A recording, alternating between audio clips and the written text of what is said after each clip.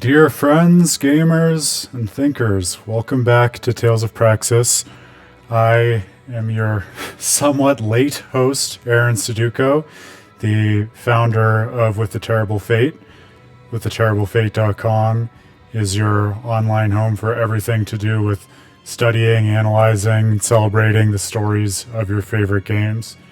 The first, only, and final place that does it with the depth and analytical rigor that we do. And Tales of Praxis is a streaming series and series of analytical articles published on WithTheTerribleFate.com dedicated just to celebrating and studying Namco's Tales series of JRPGs, looking at them in conversation with one another to understand the storytelling of the series, its personal impact on me as a gamer and thinker, and also its broader impact on the storytelling of gaming beyond the series.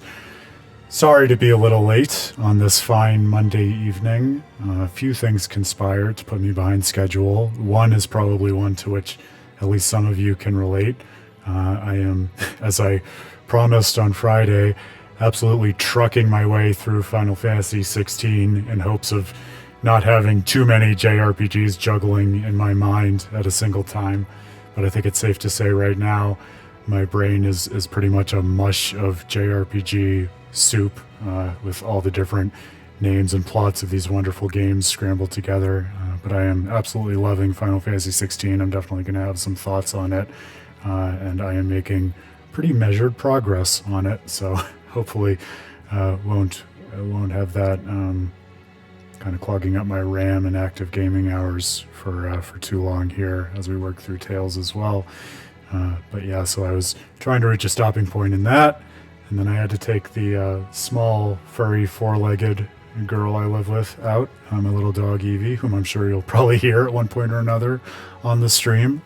And then I had a wonderful gaffe that I hadn't had before with my video capture card for the stream, where I scrambled which HDMI cords I was putting in the in versus out ports of it. So it wasn't working, and I was already running behind, so I was freaking out, asking myself, why is it not working? Is it broken? Do I need a new card? But as with many things in life, I just needed to take a breath and look a bit more closely in order to solve my problem. As a little bit of an apology for being late, one piece of news that I'll break here first, which we'll be hearing more about in the next little while, is With the Terrible Fate is going to be contributing to PAX West in Seattle this year. We've been honored to do it for the last few years. We may be giving more than one lecture. It's TBD. One of our pieces of content is on their kind of wait list, depending on what else gets confirmed. But we are definitely going to be giving one lecture, which I'm very excited, not just to be involved in, but also to be talking with you about on this stream, because the series on the Tales JRPGs is going to be one part of it. The panel is called Is Pokemon a JRPG? That's kind of exactly what it sounds like. It's going to be our take on diving into the fun question that is something of a meme and something like a little area of study all its own in terms of the relationship between Pokemon and other Japanese forms of video game storytelling.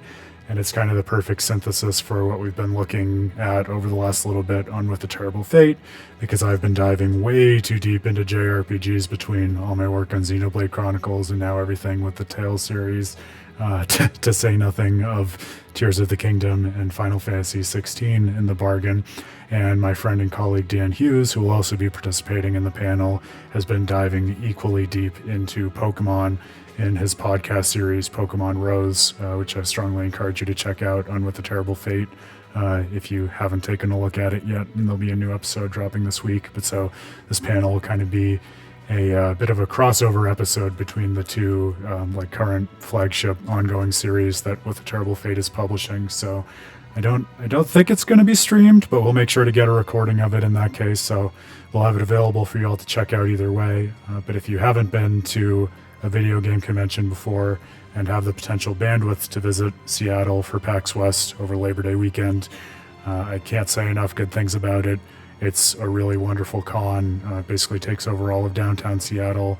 And if you haven't been to a video game con before, you owe it to yourself to go at least once, because there's a special magic to being in a community where everyone is there and united by a love of gaming, but everyone is also there because of their own distinct love of gaming. It's a really special thing, and you owe it to yourself to check it out at least once, and to check it out when you have such great content to keep yourself entertained as with the Terrible Fate lecture. So that's my little pitch for that. We'll have more details on the site and on social media about the panel over the next little while. But especially since we're starting late, time to dive in back into Tales of Zestiria. I was reviewing the plot for reasons that I don't need to belabor. If you've been following even the beginning of the stream, let alone the last few, you know I have plenty to keep on my mind between different JRPG plots. But last time was another great stream. You might recall we undertook the first of the Shepherd's Trials, the Trial of Fire, not to be confused with the song Shepherd of Fire by Avenged Sevenfold, which is a fun song. I'm a metalhead. I don't think that's come up on the stream before. And then after resolving that and kind of tying things up with the Pope, who was continuing his new role as the chief of Gododdin, we rushed back to Pendrago, the capital of the Rollins Empire, to deal with the corrupt cardinal who had properly corrupted all the way into a Hellion, the Medusa. We found out that Dezel is blind, which allowed him to play a pivotal role in our battle to defeat her. And actually a really cool role that was consistent across like the story and then also the gameplay, because he really was essential to being able to avoid being petrified in battle. I didn't really call that out during the battle, but that was a really cool aspect of that boss fight. We talked a lot about kind of the interesting challenge of the Cardinal and Medusa as someone who really believed in what they were doing and therefore you would think would be immune to malevolence, and yet was actually evidence of having been so corrupted that it was kind of like it wraps back around to what would otherwise be purified but was like so skewed to like the normalized system of values for the world that it just kind of pushed her further towards irredeemable villainy, which led to Rose having to kind of be Sorey's blade and execute her because she was so far beyond redemption. So I'm sure we'll tease out more of those themes as we go forward. And we will go forward. We left in pursuit of the remaining of the elemental trials. And also we've been introduced to this kind of bigger picture challenge of finding Mautellus, this mysterious ruler of the Seraphim and the Five Lords. We don't know that much about him except his blessing is presumed to cover the whole continent, and also the disappearance of him is thought to coincide with the dawn of the Age of Chaos, as we see here, and so we're thinking that discovering whatever happened for Mautellus and maybe finding Mautellus might help us to bring an end to the Age of Chaos and redeem humanity in the way that the Shepherd is expected and indeed destined to. I wanted to start on the synopsis, not just for the sake of my own beleaguered mind, keeping all of these plot points fresh, but also because this is a good example of why I like to check out the synopses of these games, even when I'm actively playing only one of them, because sometimes you get these interesting flourishes that aren't always obvious just from playing through the game. For instance, in this setting up of the search for Mautellus and the remaining trials of the Shepherd, I love this last sentence. Quite unintentionally, Sorey's shepherd duties, his search for Mautellus, and his love of ruins have all come together in a neat package. So I think that kind of unexpectedly captures a lot of what we've been talking about in the stream of Tales of Zestiria so far, where there's this happy-go-lucky attitude of Sorey and this desire to explore the world. He's very clear at the outset that he cares about honoring people's dreams, and his dream is really to explore ruins and uncover the history of the world. That was antecedent to anything that happened with him taking on the mantle of the Shepherd or trying to save the world or anything like that. And it kind of just so happens that his desires and his inclination to explore the world really naturally line up, not just with the nature of the Shepherd, but also with the nature of the Shepherd's quest in having to similarly explore the world and uncover the nature of the past in order to chart the future course of the world. So is it more of a happy coincidence? Is it more of Sorey's destiny?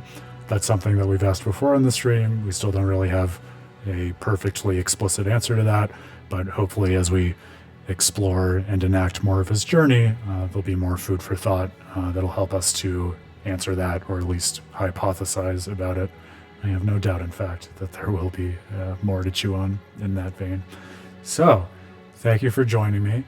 I'm also going to call out before we sally forth here that right before I sat down to stream, I noticed a wasp who has somehow found his way into my home because it is that time of year here in sunny, scenic, summery Colorado. So if I randomly, without any warning, freak out and like vanish from the stream and the camera like collapses and goes 8 ways to Sunday, that's probably just because the wasp has gotten unsettled and decided to start a boss fight in the real world between me and him. So fair warning. But enough about that. Let's get back to Sorey and his journey to redeem all of humankind. No pressure. Obtain the remaining spiritual powers. All right. I'm interested because when we left off, it seemed to be teeing us up in such a way that we really would just have to go exploring without a lot of guidance as to where to go next. But that does seem kind of antithetical to all the quality of life things they've added in this game in terms of very overt guidance and pointers and icons on the map. So I wonder how much we really will have to root around for the next place to go versus just kind of following the icons on the map. This looks like a side quest, and if the past purple stars are any indication, it'll hopefully lead us to another iris gem, which I've really been enjoying. So let's take a look. Akil, are you working? Yeah, data gathering. I need to meet with 5 informants by the end of the day. Sounds like a lot of work. Akil is like the eyes, ears, and brains for us scattered bones. So then, what are you, Rose? I'm the head. I'm the boss at any rate. A head, but not the brains. So you're the skull? Shut up! The hidden skull Metaphor. of the hidden bones. Well, our boss is more like a goddess of victory. Used to be Little Miss Goddess, of course. Little Miss Goddess? Back when our old boss was around. He used to carry her on his back all the time. Those were good times, weren't they? Yep. Help our comrades and defeat our enemies. It was simple back then. So it was. But things have changed. In the underworld, information is king. Did you find any good leads? A couple. The one they call Shepherd Malfour was originally a priest in the Church of Rollins. It seems he's angling to fill the power vacuum caused by the death of Cardinal Fortin. Figures. And then there's the business with the fake elixir. The church can no longer ignore the situation, and they've started investigating the source. And does that mean that the village chief of Gododdin will... Gododdin? Let me explain.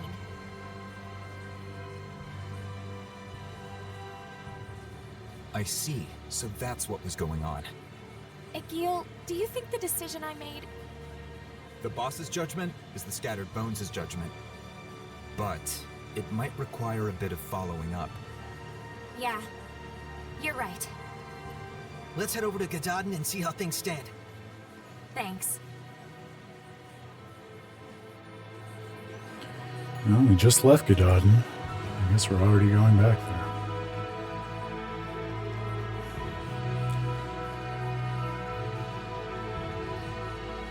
Oh, that's right.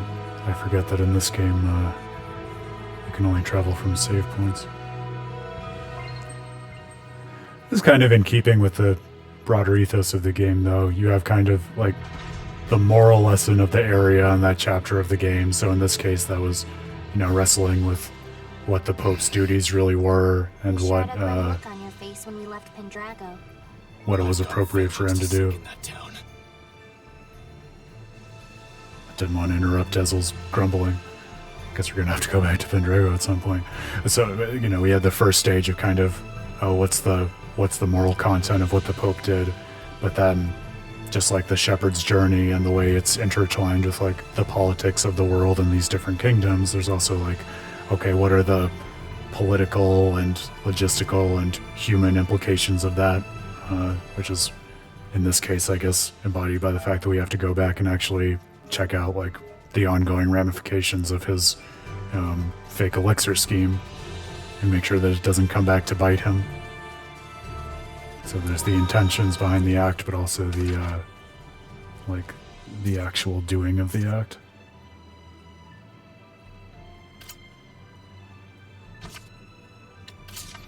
Alright, back to Gododdin.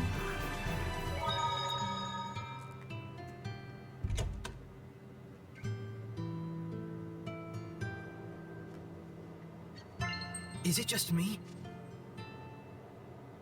Are you looking for Chief Slenge? Yes. I'm an acquaintance of the chief, and...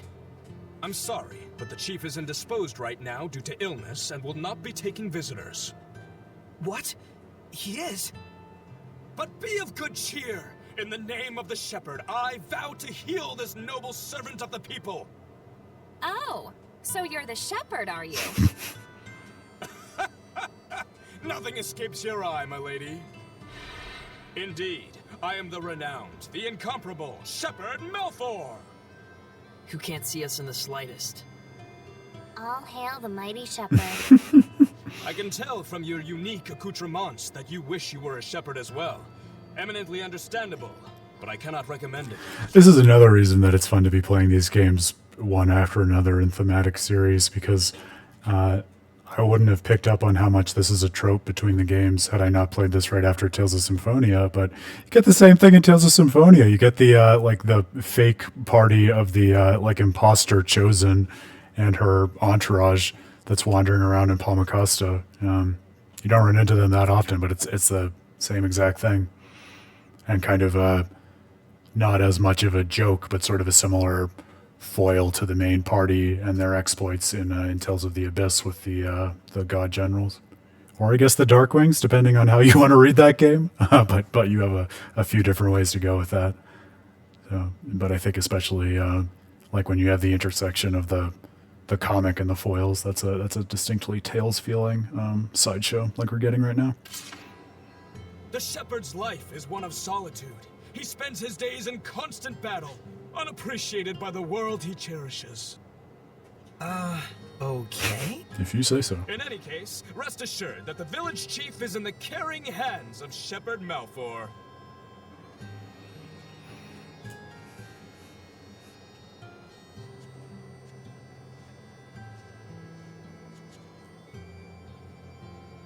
Do you think it's malevolence that's causing his illness?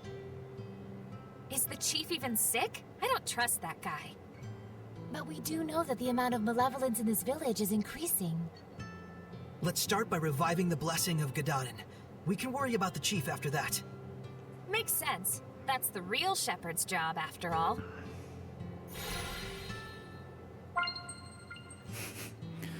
Now, it will be interesting to see how the issue of a foil to the protagonist or fake protagonist plays out in Tales of Zestiria specifically, because, you know, with the whole overlay of the Christ narrative and Sorey as this holy savior, there's a further question of, well, he's a pretend shepherd isn't just being a jokester, he's also kind of being, like, sacrilegious. So what are the implications of that, and what will that person's fate be?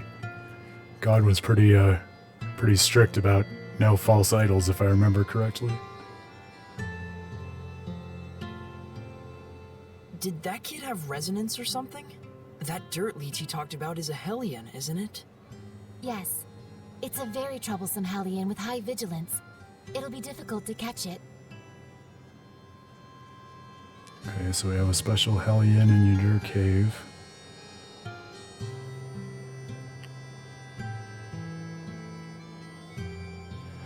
Oh, I wonder, because most of the missing Seraphim who become lords of the land are Hellionized, right? So maybe that means we should try to get to Udir Cave to confront that Hellion, because maybe that's the missing lord of the land for Gododdin.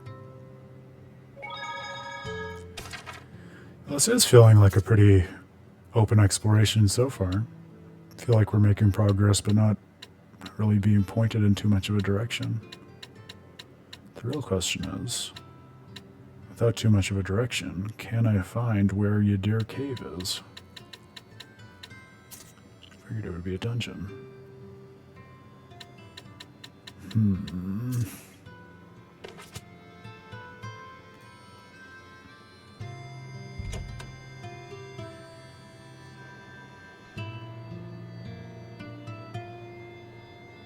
Well, maybe if we go back along the ridge, we can get some more guidance.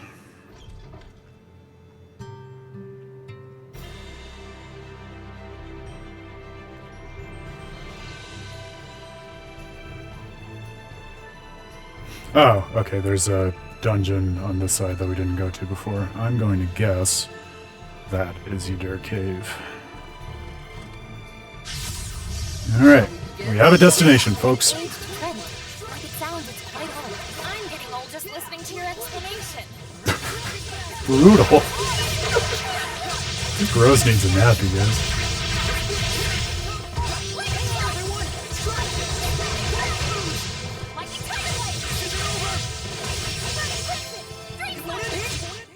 That's the end of that.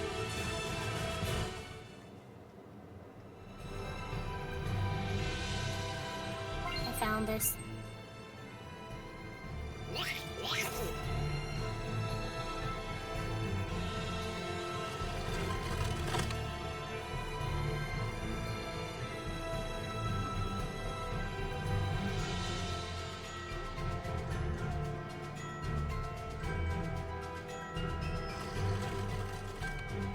I have a million thoughts already about Final Fantasy 16, by the way. I'm not going to share any of them yet because, especially given how anal I am about spoilers, I recognize that I'm playing it through at the speed of a madman, given that it's been out for like, 4 days or something ridiculous at this point.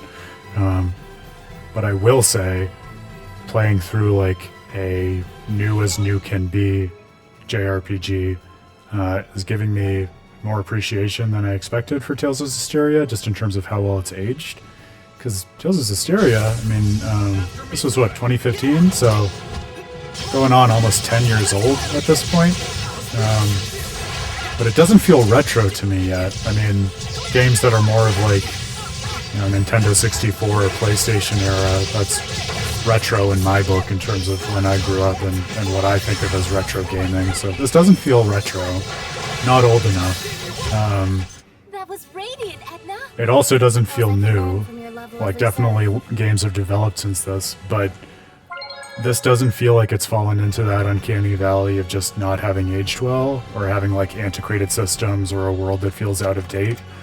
I feel like this world design and the navigation and just the overall aesthetic of it, it was really thoughtful and comprehensively put together in the first place. You can tell, because otherwise I think it would feel older to go back to it, especially when you're playing something more recent.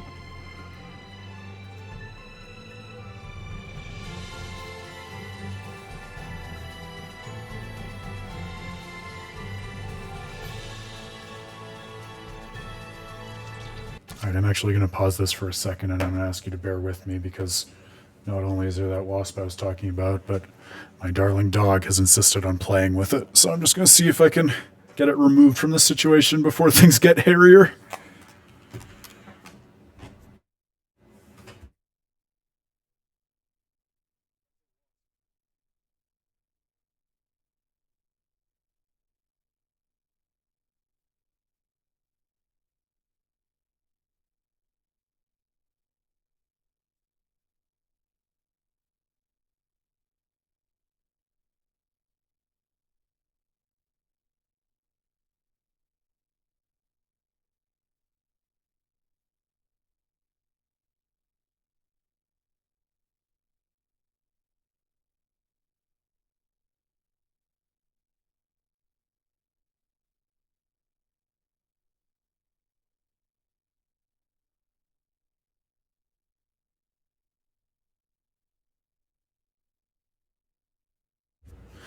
Alright, thank you for bearing with me.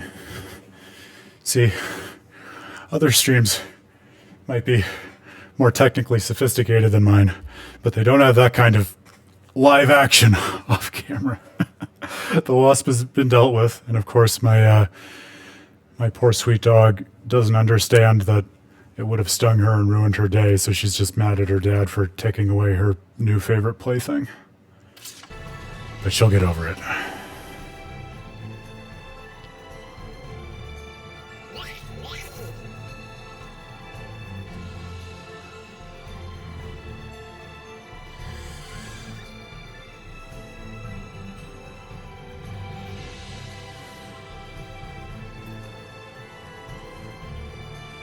Did we get where I was thinking we would? Indeed! Awesome. The cave is large and spacious. Give me sentences that describe the overworld of Tales of Zestiria.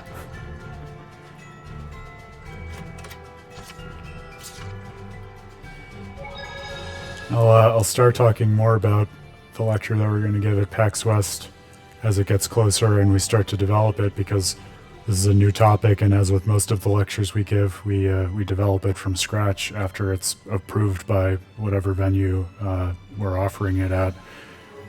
But I will say, as I go on and working through these Tales games with you all, I'm interested in anything that you feel really defines the experience of a JRPG for you. This video game storytelling is so special already, and I think there's something distinctive and magical that makes something a JRPG. That's part of what's interesting to me about unpacking the genre and going through these games and playing the new Final Fantasy, and even thinking about, you know, the kind of joke, kind of real topic of whether Pokemon is a JRPG. So I wonder, and we'll talk more about it as we continue to work through this and as the lecture gets closer, but what defines a JRPG for you all? And we don't need answers in chat right now. We don't have to talk about it right away, but just think about that and chew on it as we continue through our journeys here. I know I will be. It's a martial arts trained hellion. Should be. Part of why I'm excited to give this lecture is I don't really... I feel like I have an intuitive understanding of what makes something a JRPG for me, but I think, you know, if someone sat me down and asked me that point blank, I don't know if if I would have a great answer for it.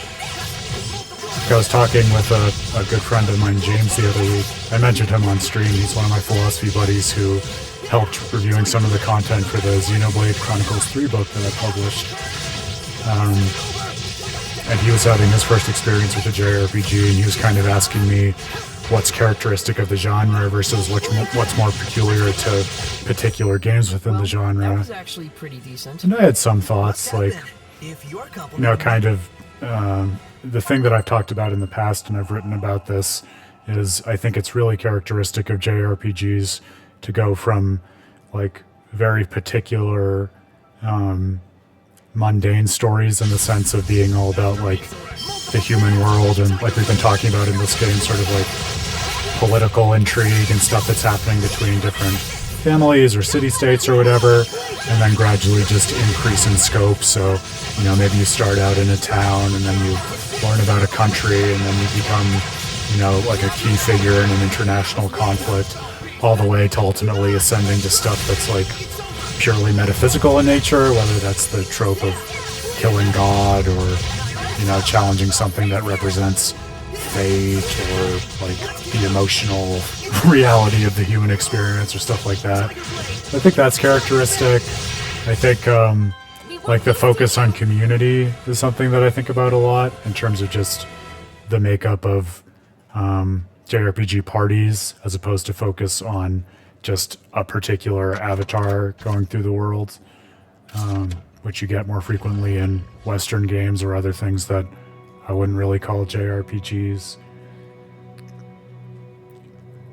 And then I feel like there are, you know, a whole host of just kind of more tropey things that are less about the overall storylines, but just things where you know it if you see it and just like, oh yeah, that's JRPG for you. Like kind of the, even something as simple as, I can never remember the right button for this, there we go. Even something as simple as like the anthropomorphic animal species like we've been talking about with cats and turtles, and I guess maybe you would class Moogles in there, but those sort of like cute quasi-human animal species show up in a lot of JRPGs.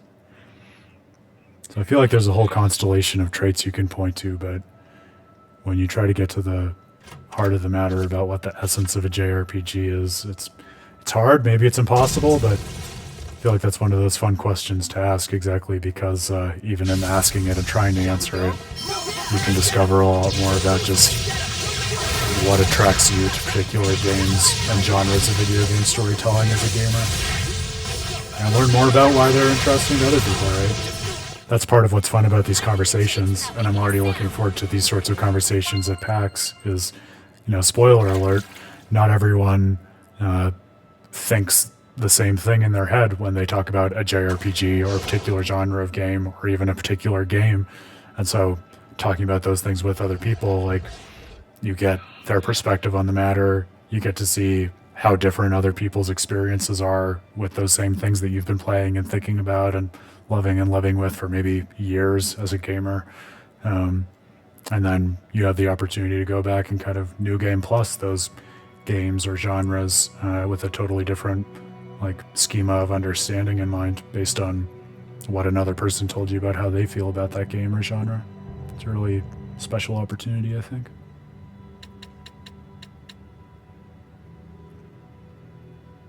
Oh, this is another blast gauge skill, I think. I don't think this was the one in the column we were trying to get for Sorey.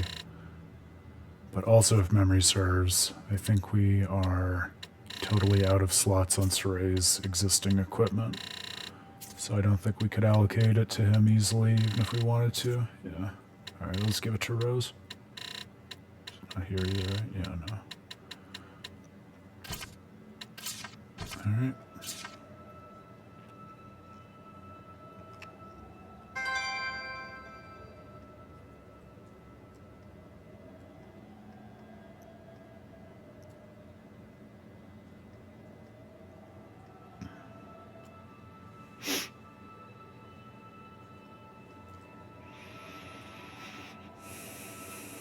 Man, oh man. It is pretty spacious. The sign did not lie. That looks like it might be the Hellion we're looking for. Nope, that is just a random Hellion. Maybe over on this side. Oh! Focus, guys! Tiger Blade!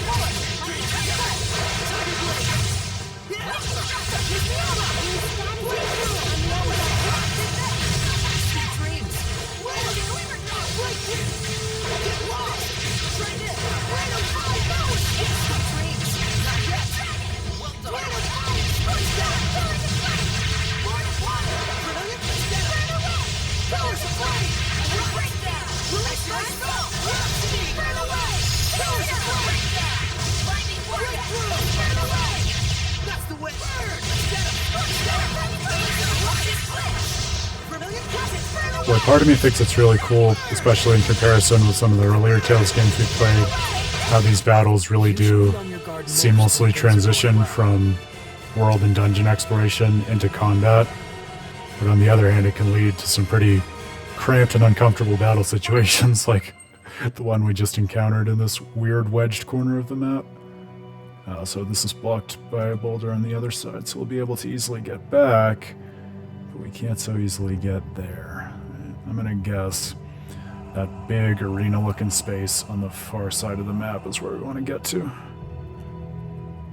Speaking of JRPGs, from my years of playing JRPGs, I feel like that's a pretty solid inference. Shall we go? Don't love that every enemy on the map seems to be faster than we are. Not sure what to do about that. It's over!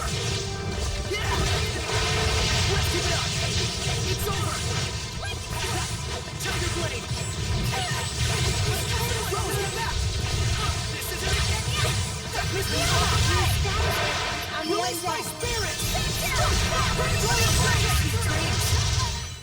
I can get changed without making a sound. What? Things Rose. are so good, especially after a battle. She's the leader of the Hidden Bones and the queen of the non sequiturs.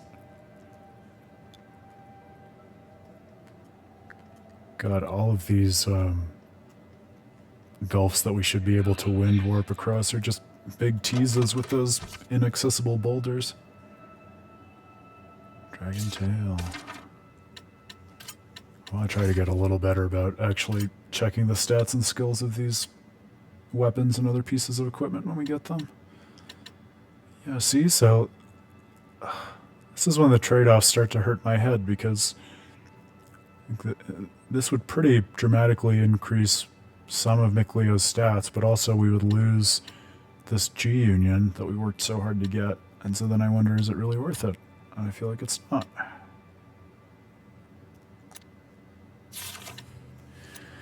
Well, we can let the system lie until we start having trouble with battles again, and then we can revisit it. I feel like that's a decent strategy as much as any strategy is.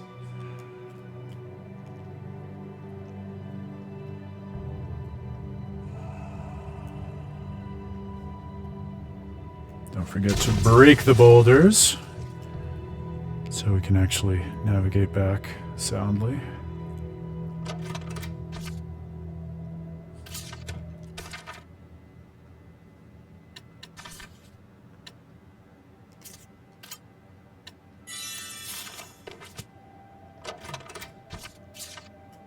Not a great use of a peach gel, but if we're gonna get a free one.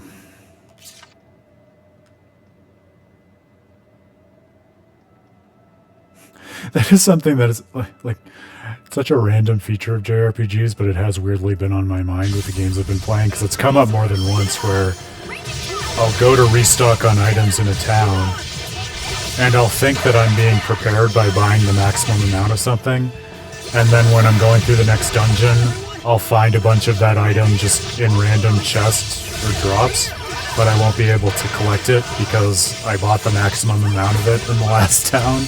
So then I feel like I wasted my money. Don't know what the lesson there is. Like, sometimes you can be more prepared by being less prepared, I guess. Less is more if only you're confident that you'll find the things you need along the way. I feel like there's something there.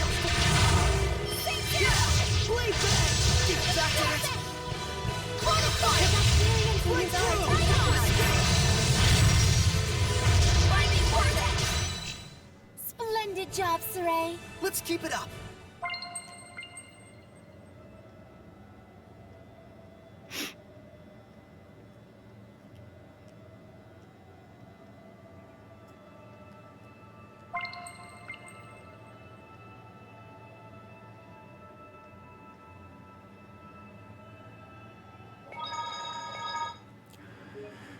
A save point deep in a cave. That seems like a good sign that we were headed in the right direction. Oh yeah. I smell a boss fight. That is the distinct stank of boss.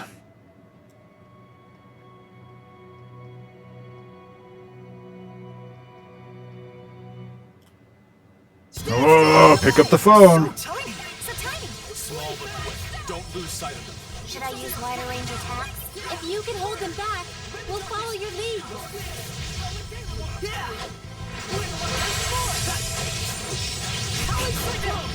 This guy does have a joke of a hitbox. Like 3 pixels.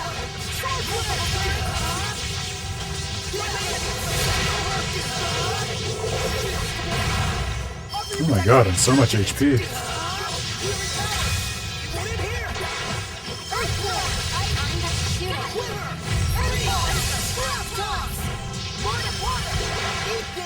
Okay, I thought based on the conversation that it wanted us to use Edna, but looks like it is resistant to Earth. So, never mind, I guess.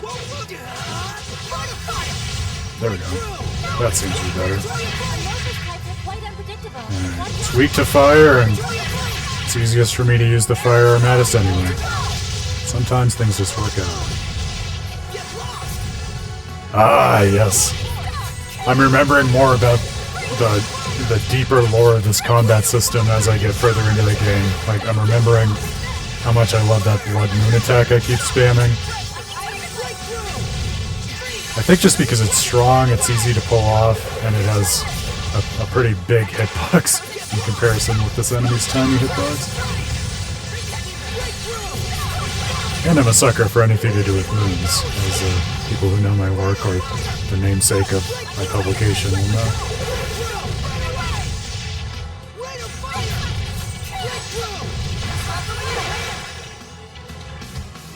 I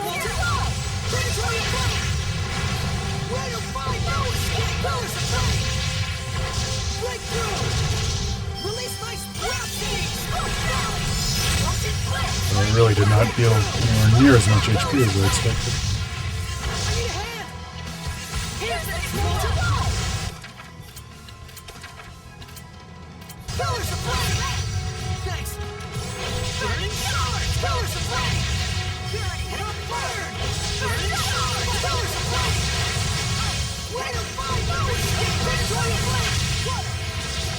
This is another weird little Aaronism about JRPGs. I wonder whether other people have had this experience.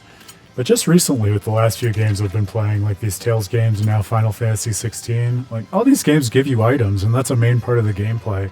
But I've started getting this feeling like the more I use items, the more I feel like I'm cheating.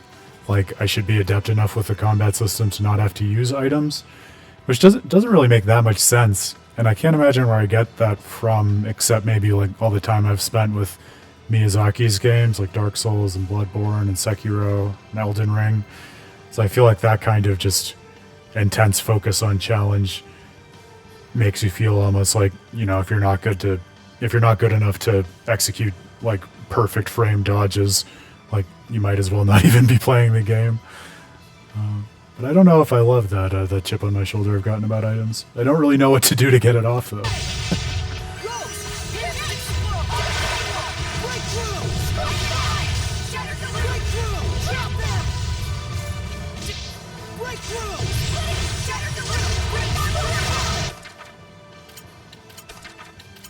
Speaking of items.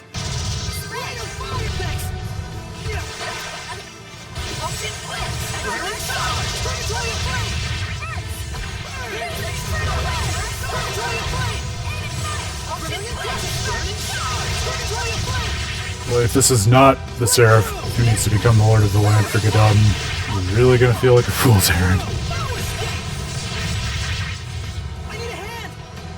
It'd be a hell of a coincidence, though. I was not paying close enough attention.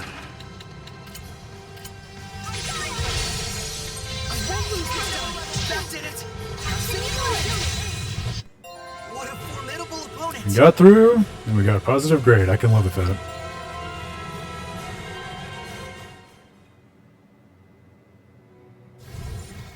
Alright!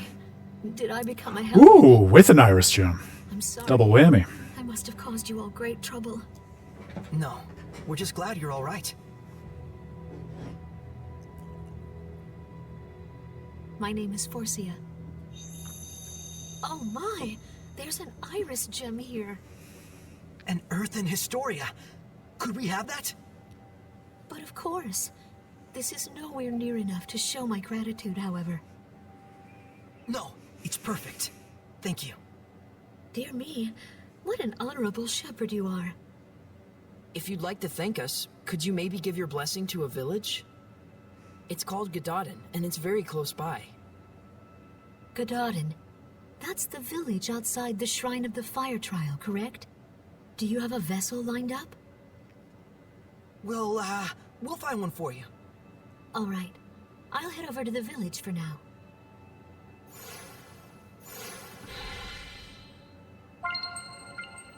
Sweets are so good, especially after a battle.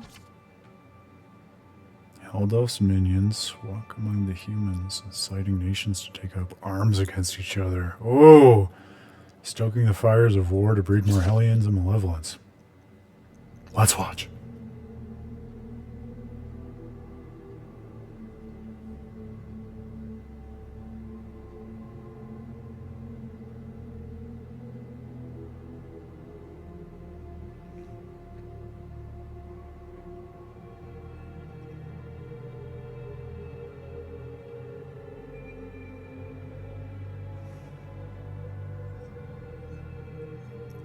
Oh, we've seen her before. It was Haldolf's underling who was seen watching the party from afar in the last stream.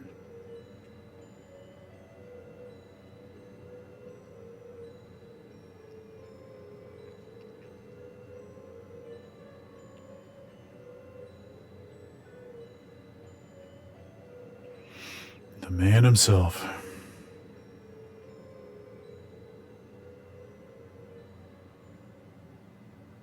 What was that all about? They've started interfering, I suppose. Heldolf's followers are causing mischief in human society. To create malevolence? Sounds connected to what we saw earlier. Right. He was taking advantage of wars to produce Hellions.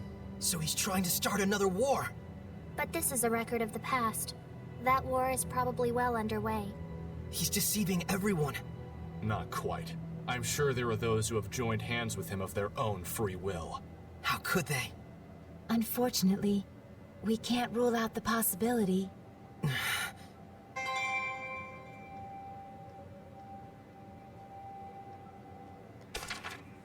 wonder. Just curious. Whether there's a way to view iris gems again once you've seen them.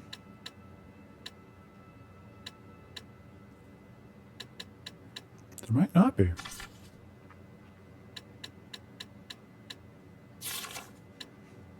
It's kind of interesting though, like to think of them almost as a kind of one-time use thing, like they're a brief glimmer or flicker that allows you to gaze into the past and then they're gone.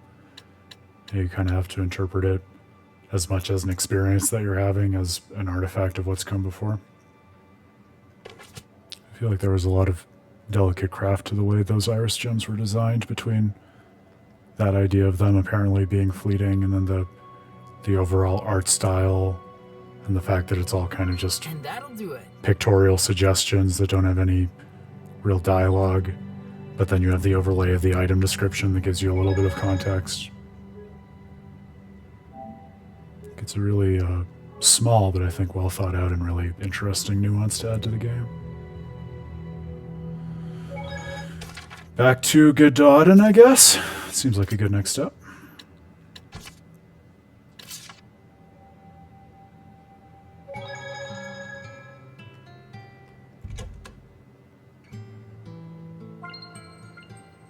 I see an exclamation point.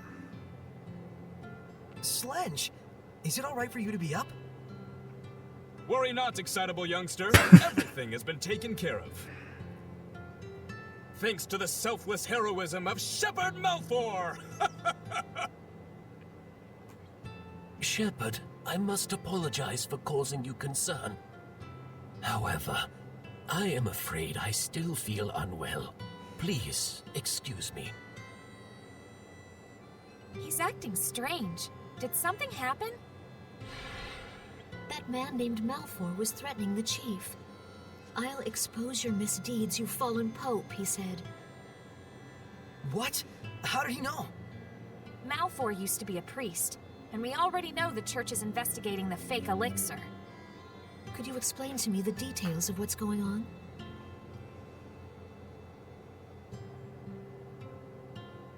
I see. So the missing pope was the one producing the fake elixir.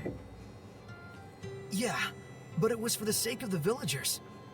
Slenge told Malfour the distribution route and formula for making this fake elixir, on the condition that the church will continue to buy vermilion ore. What do you mean?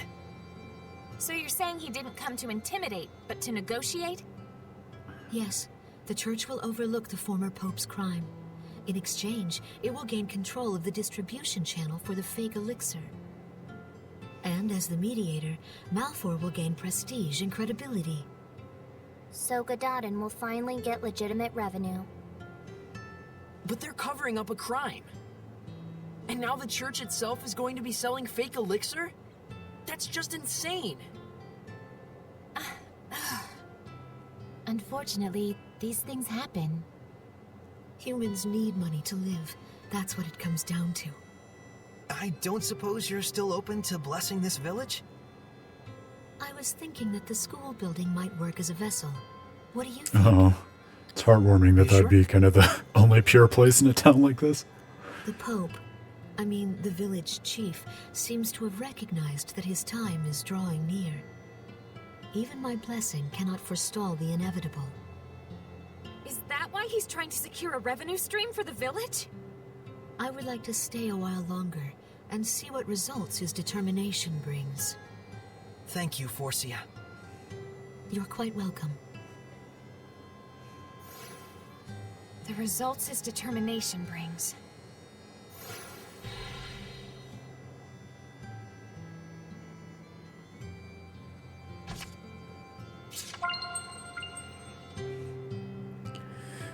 That was heartwarming. Feels like it was more of a side quest than advancing our search for the trials after all. But I'm glad that we did it. Yeah, between that and the recovery of the Lord of the Land for Lastenbell and that really sad story with the girl and her dog, these quests to restore the optional Lords of the Land. Oh, excuse me, that's a hard plural for me to get right. They feel almost like less of side quests and I guess more of side stories, to use the parlance I think that Xenoblade Chronicles 3 has for it, where they're more robust than one-off quests and also have a lot more like narrative weight behind them. I like it when JRPGs do that. Adds a lot more heft to their optional content.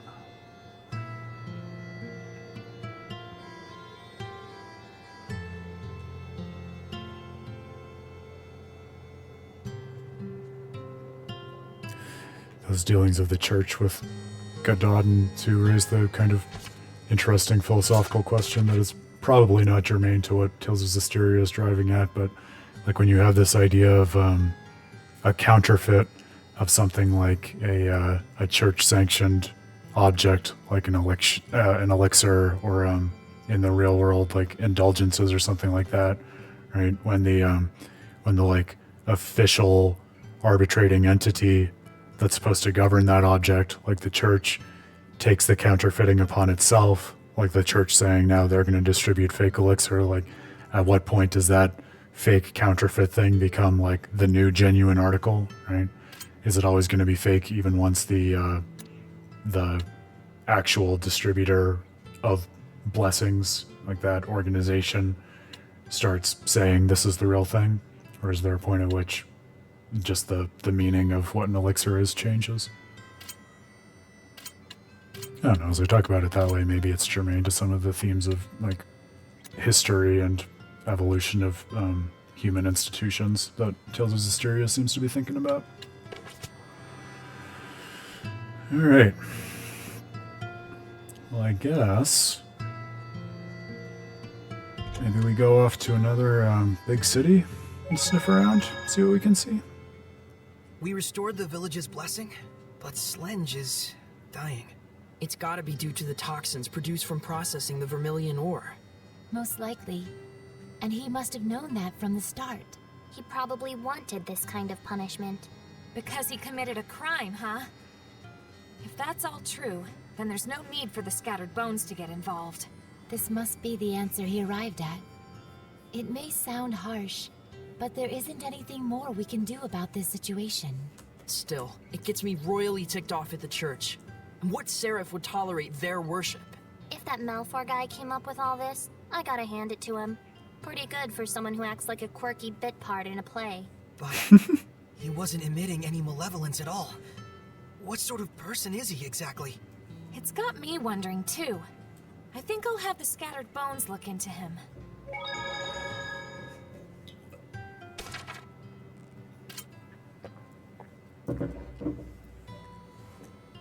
Well, I'm going to suggest we start with a tour of the towns. See if we can pick up any more side quests or leads on Trials of the Shepherd. And it'll be nice to go back on a little bit of a world tour and revisit old places. I guess we can't go back to Elysia. Nor to Lady Lake? Nor to... What the hell is going on? Wow, alright, so like half of the towns we can't go back to.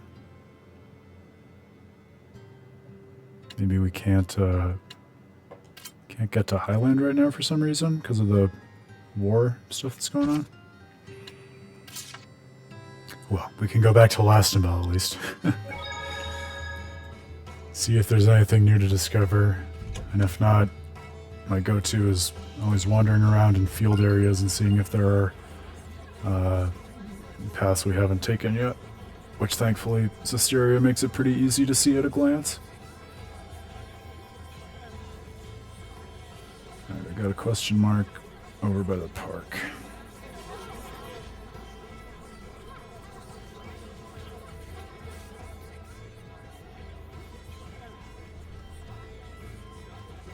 Ooh, here's a chest we can open now.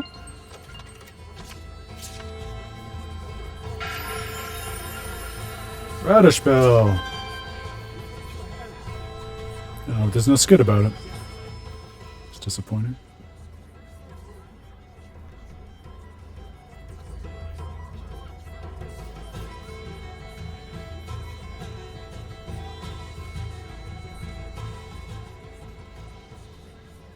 The Valkyrie. Maltran. What? You know about Maltran? Even if I told you, you wouldn't believe me. My name's Sorey. He's the shepherd. The Shepherd? Truly, I do feel something special about you. I believe this man possesses some resonance, however slight it may be. But Shepherd or no, no one has yet to believe a word I say. It hurts when people don't believe you. I understand how that feels. But I found people who would listen to me and believe in me. And that saved me from the pain. My word! So please, tell us your story. 10 years ago or so, I served as a Knight of Rollins in a conflict against the Kingdom of Highland. That is where I encountered her, Maltran, famed as the Blue Valkyrie. Before we could even react, in the blink of an eye, that lone woman had wiped out our entire unit. I turned tail and fled. I had no pride. I simply didn't want to die. As my cowardly legs carried me away, I glanced back at her. But she was being attacked by monsters, great lizards the size of men, wearing the armor of Highland.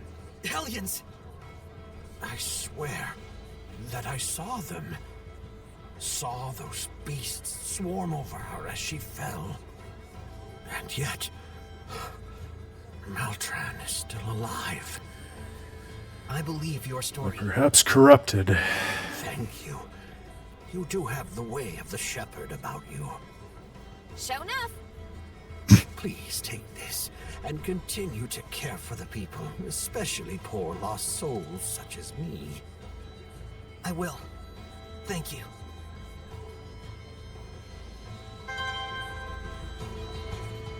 Corsage.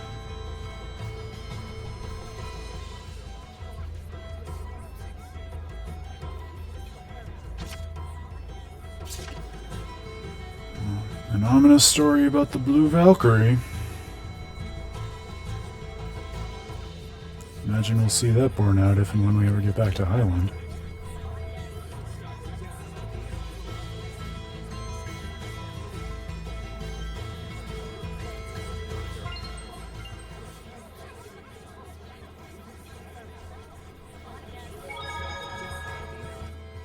So Maltran's fellow knights turned into Hellions and attacked her.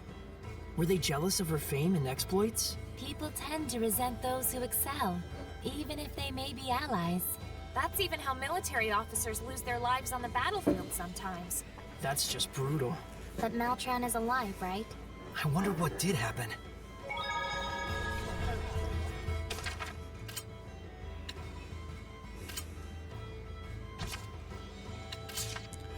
We're just in Pendragon. I wonder if there's more to do here that I missed.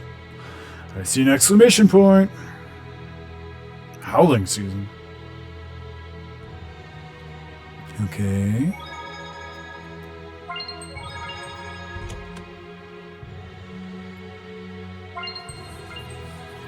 I smell a side plot in Pendrago, perhaps.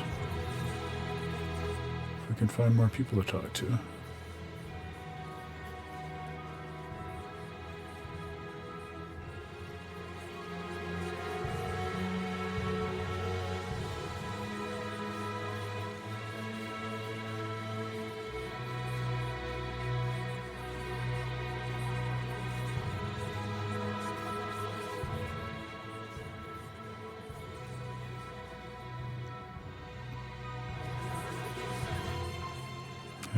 just the star I was looking for. Hey, wanna go ask them about the iris gems? Alrighty, I'll go ask. Will you be alright? They look pretty sketchy. Leave it to me. All merchants are like family. Money keeps us together. You sure about this? Let's just leave it to Rose. You're not savvy enough to know when we're being tricked. Yeah, speak for yourself. Sorey's like a little puppy who trusts everyone. It's cute. I got it. They said they saw an iris gem in the ruins north of here. A ruin in the north? Weird. Why do they keep laughing? Are they laughing at me? They think you're a phony shepherd and that I'm a victim of your con artistry. They've got it wrong. It can't be helped. There are many who claim to be the shepherd. But still, to be treated like a con artist? No point in arguing with them. Yeah. It's way better to be laughed at than to be frightened of. That would be fun. Like we talked about how the idea of a poser hero is a bit of a motif across the Tales games. But when Lila says, yeah, you know, this can't be helped because so many claim to be the shepherd, it would be funny. I don't think this happens in Tales of Hysteria, but if instead of running into just one shepherd impersonator, you run into like 3 or 4 as you go across the world. And just realize, oh yeah, of course people aren't going to take Sorey at his word that he's the shepherd. Every third person claims to be the sacred hero redeeming humanity.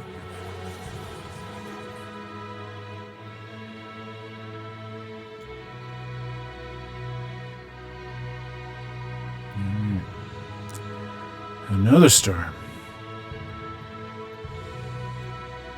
So there are ruins in the north worth investigating. Keep that in mind. Hey, there's Sergey. Thank you for taking the time to come today. Speak of the devil. Hello, I am the shepherd, Malfoy. Or at least of the golden calf, I guess. Tell me, shepherd, is it really true that you saved the plagued city? Oh, it was nothing. I just helped the Princess of Highland a little by building a bridge in a single day. Then what about the Battle of Glaven? Did you really stop the war? Why, it was easy. All I did was tell them that this isn't the time to be quarreling with one another. What is Sergey doing here? I mean, he knows this guy's a fake, But right? I was able to gain support from the Roland's Night Squad. Isn't that Captain Sergey from the Platinum Knights? Then it might not completely be a lie. Luckily, I managed to do it without getting caught. I suppose the Knights wouldn't just let some mere imposter do as he pleases. Is he, like, extorting So you the knights mean or to say something? this The bloke way he must was be extorting the Pope? an actual shepherd? It matters not what I am, but please, no matter what, believe in the blessing of the Seraphim. That is the only way to bring salvation to this world. If the people desire it so, I, the Shepherd Malfoy, shall put my life on the line to deliver their prayers. I mean, this is kind of funny, too, because, like, if the worst this imposter is doing is just spreading belief in the blessing of the Seraphim, like, he's kind of a con artist, but is he the worst con artist? Because he's, like, conning people into doing what the Shepherd is after anyways? Shepherd Malfoy! Shepherd Malfoy! May the Seraphim's blessing cover the world! Unless, okay, now I'm thinking about this in too many steps. We're going to start doing 4-dimensional chess with this little side quest scene. But, like, because remember, malevolence is all about a misalignment between, like, your belief and actions and what you take to really be the right thing to do. So it would be funny if, even though he's advocating for, like, belief in the blessing of the Seraphim, if the people come to idolize him and, like, believe in the Seraphim because of that, it's almost like a misdirection of their belief, and so it actually ends up being conducive to malevolence as opposed to purification of humankind, which would be not only in keeping with the mythos of the game, but also in keeping with the idea of no false idols from sort of its Christian roots. This is ridiculous. Sorey's the one who did those things. And I'm sure Sergey knows that too. There must be a reason. Probably.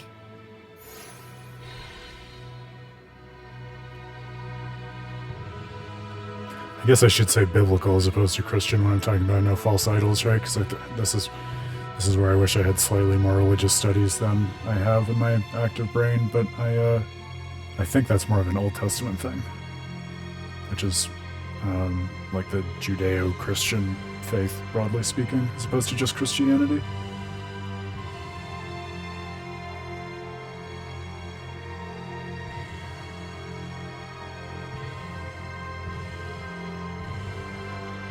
Oh, well, okay, there you go. He's just scamming people for their money at the end of the day. Never mind. I knew we were thinking about it too much for our own good.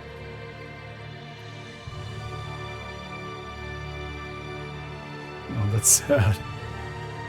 Sergey.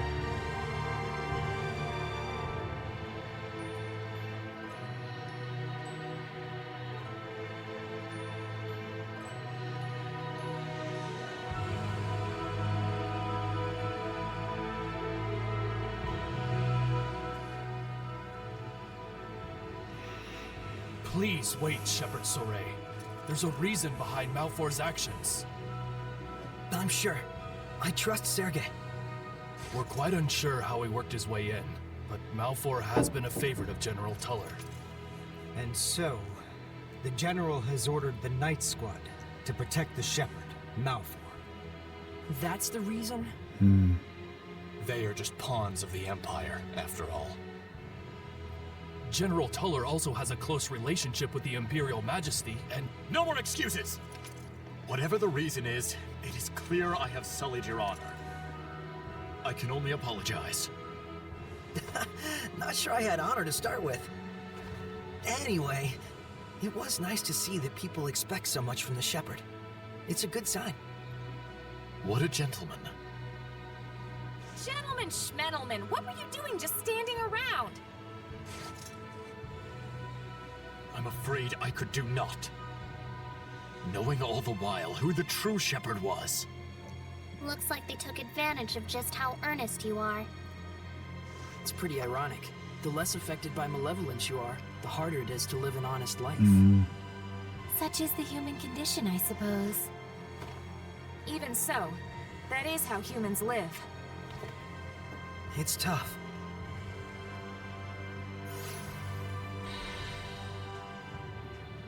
You do get a lot of the world's pure people in this game getting taken for a ride by society or the manipulators and schemers who would figure out how to grease the wheels in their own favor, like Malfor.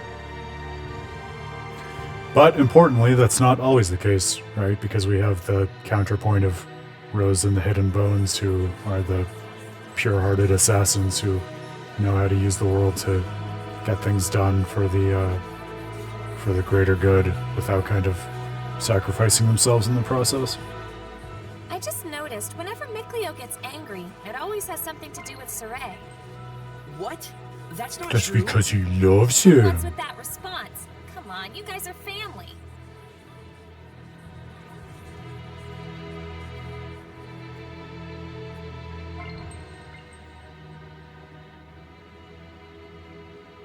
Oh, that's right. We were sniffing around to see if there was more side quest stuff in Pendrago. I'm sure we'll be back here.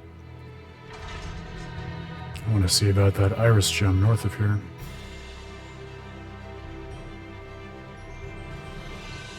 Oh, and this is a whole new area of the field. Righteous. I'm sure we'll find lots to progress the story in these fine new fields.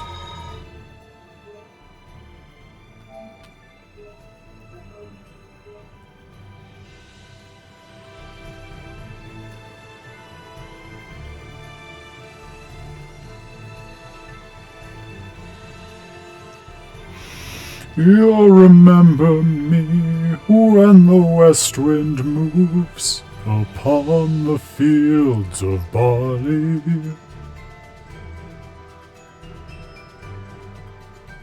Sting, anyone? Sting fans? Guess that's a retro song, speaking of retro content. I'm dating myself here. If you have any more apt songs for journeying across massive open fields, I am all ears. Alright, fine. You want to fight so bad? Let's fight.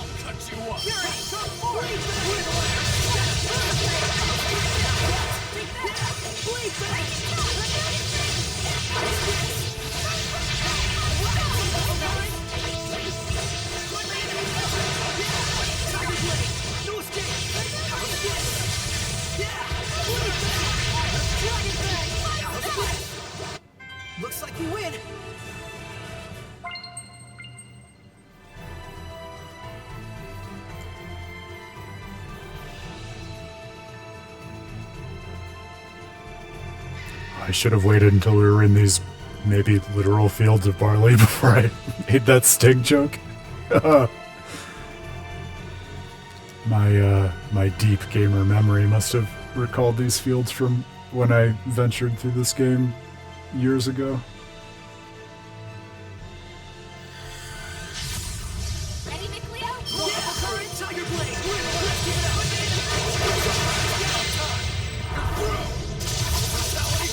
Oh, I forgot that the Seraphim had standalone mystic arts as well. So now I simply must see all of those.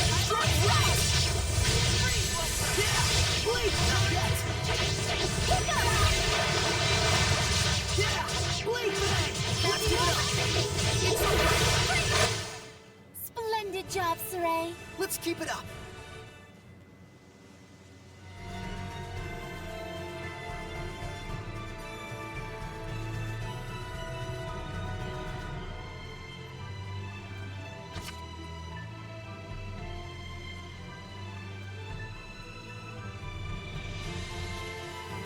Well, now I just simply have to go into those ruins.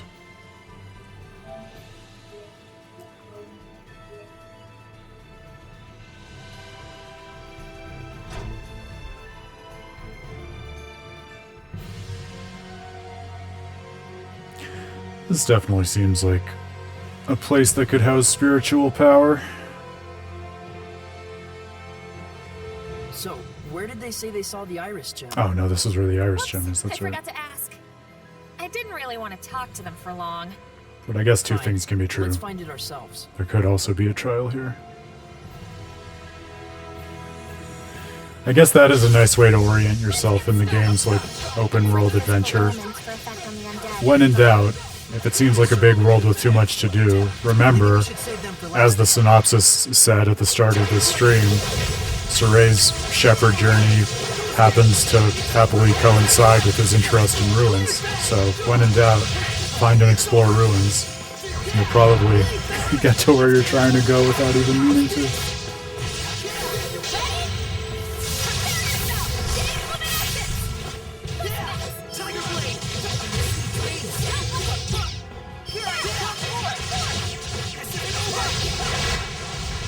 Let's do some fortune telling. Please pick one. Can we break these? Ugh, alas. Freeze here. Let's keep it up. Dragon back. Sword flare. Well done. Multiple currents.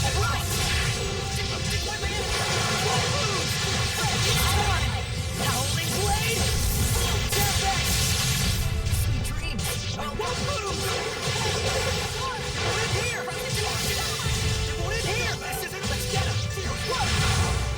Yeah. Get on. Come forth. Yeah. You were quite strong.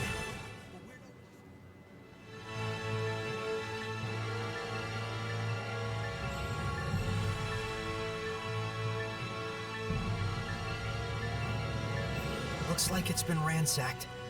Of course it has. Think of the clientele that come here. It's the looting I'm mad about. Yeah.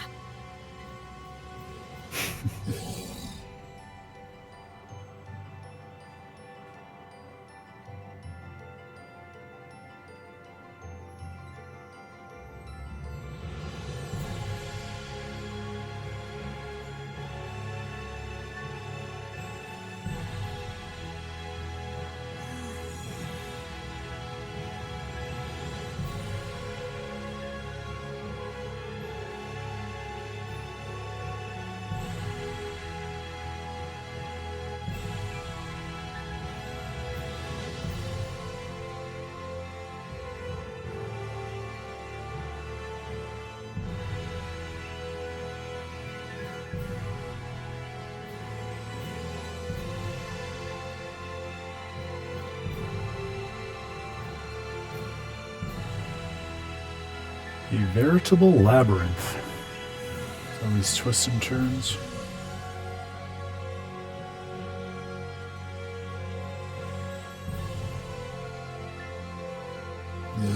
is blocked off. Blocked off, excuse me.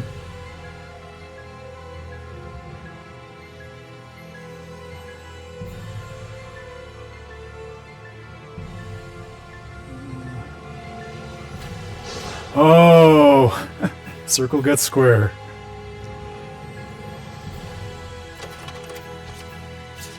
But I thought to take a closer look. I would have been wandering around here for a minute.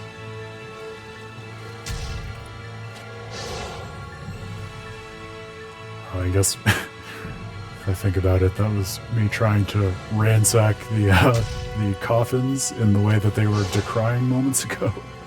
So maybe I shouldn't do that after all. Okay, we might be able to... That might be a gate over there. It's hard to tell what's a gate and what's just a wall on the map. More chests. Can get behind that. Let's see how that weapon stacks up for Sorey.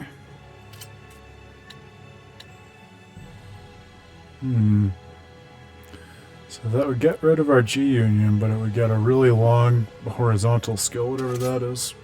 What does that do for us?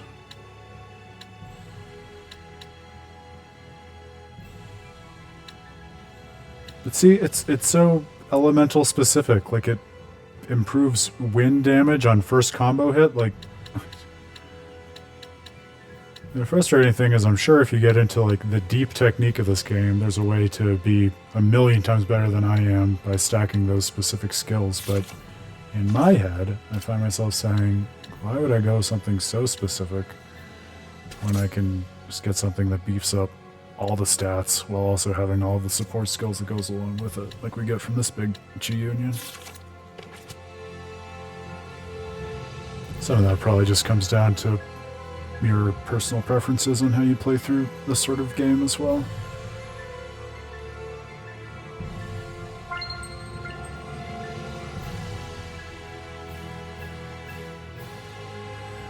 When you're lost in an old ruin, cook a pound cake.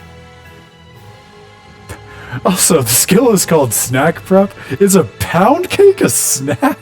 That is a pretty hefty snack. I mean, more power to you, but God, I'm full just thinking about it.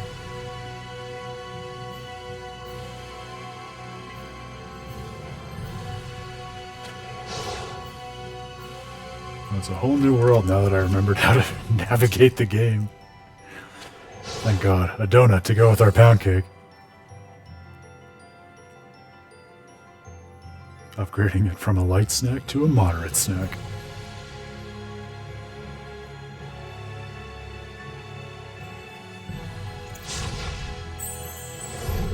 That was a subtle one.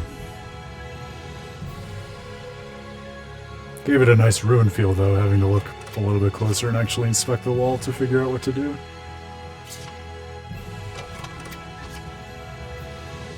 Shiba Inu Tail. The most powerful piece of gear you can get.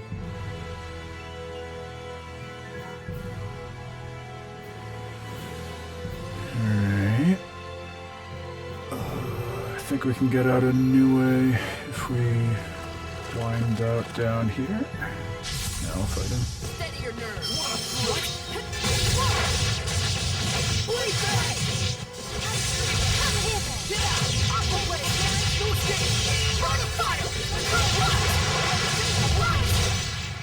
Sorey, you're definitely improving more. Yep, thanks to all of you. Thanks.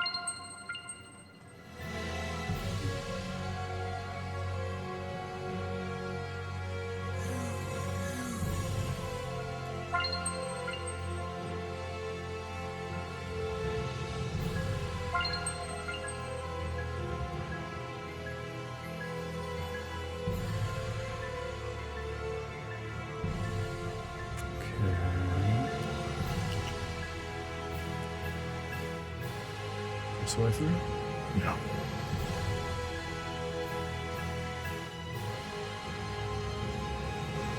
Where's that?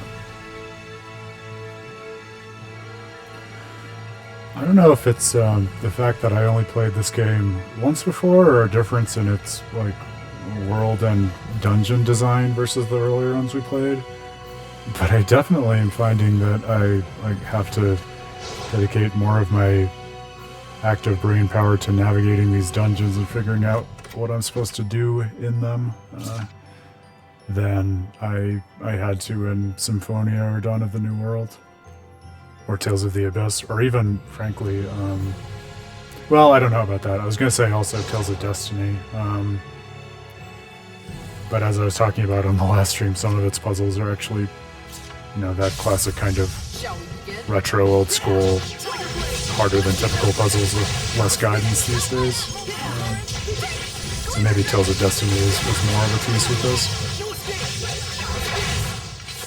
Nice job, Nicleo. You've been slacking off, haven't you? It might be more of the just contrast in Zestiria, where because there's so much hand-holding and guidance in other aspects of the game, I expect to not have to expend a lot of brain power in navigating this stuff, but it turns out I actually do. This is the way we came.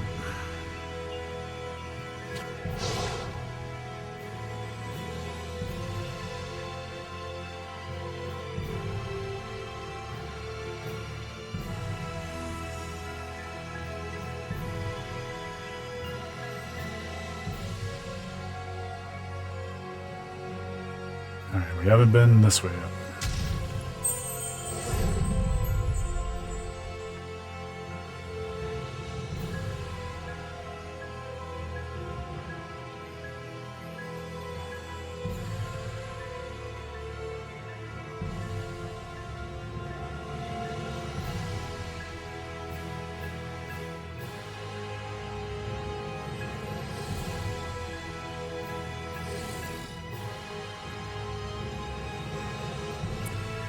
I can also tell we're getting to the time of the year in Colorado where I think because of a combination of the dry summer heat and then consequently having to run the air conditioning inside all the time, it becomes much harder to stay hydrated.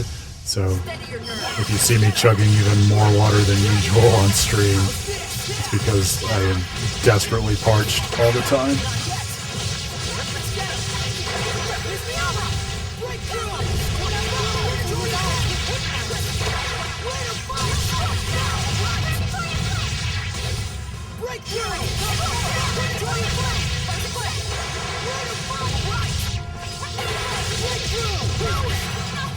You can't just swing your sword around and win. What about swinging an umbrella around?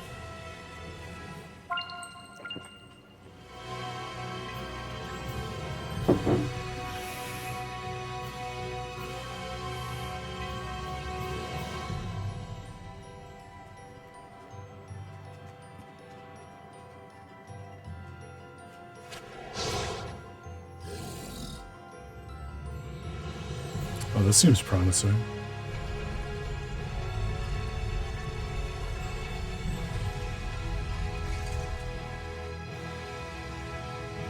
More chests.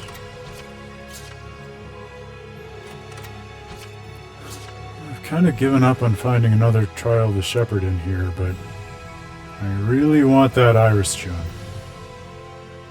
So we're gonna figure that out at least.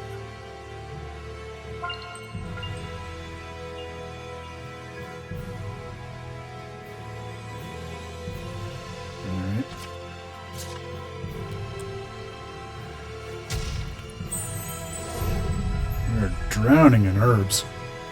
I love that. A Norman! Alright. Not as good as an Iris gem, but it's something. Mirage! SC recovery speed while defending. That's pretty good.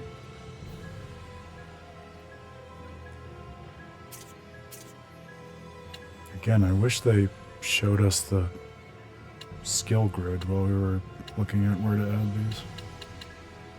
I'll just add it on the new sword that Sorey got. Actually, I don't know if that's a new one. It looks like these might not be ordered in that way. Just give it to Rose. What could go wrong?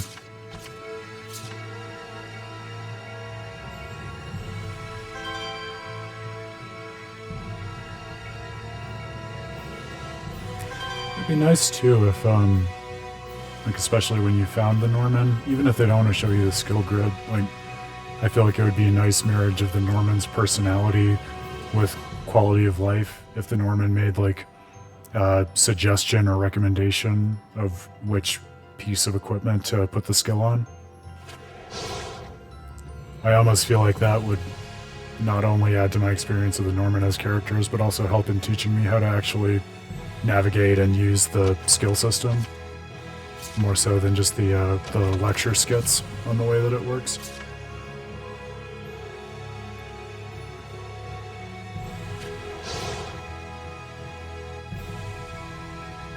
Good news is I think we're finally approaching that iris gem after all of these side adventures in these ruins. You can see that sweet, sweet glow of the purple star.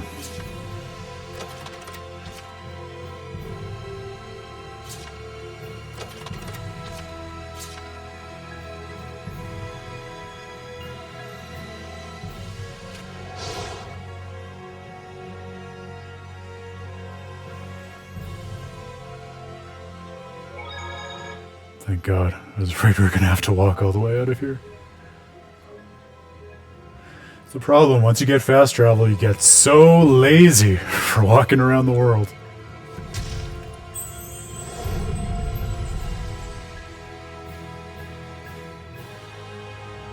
Well, that's probably fine. Can we just avoid it? Oh, that's hilarious. Haldal faces a dragon in a mysterious land. I was going to say, is it Eisen? But if he defeats it, then it's probably not Eisen.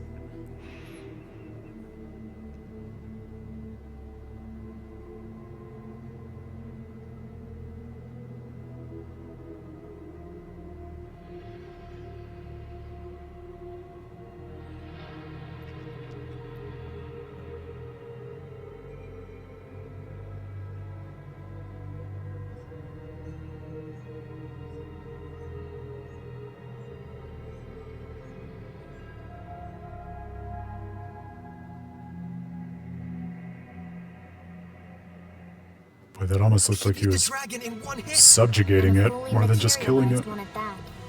What tremendous power. You saw that massive malevolence at his back. The Hellion possessing him is far beyond anything we've ever fought. Yeah, I'll definitely need to get stronger. That's your reaction? I don't know whether to be worried or relieved. Well, we've met our first goal.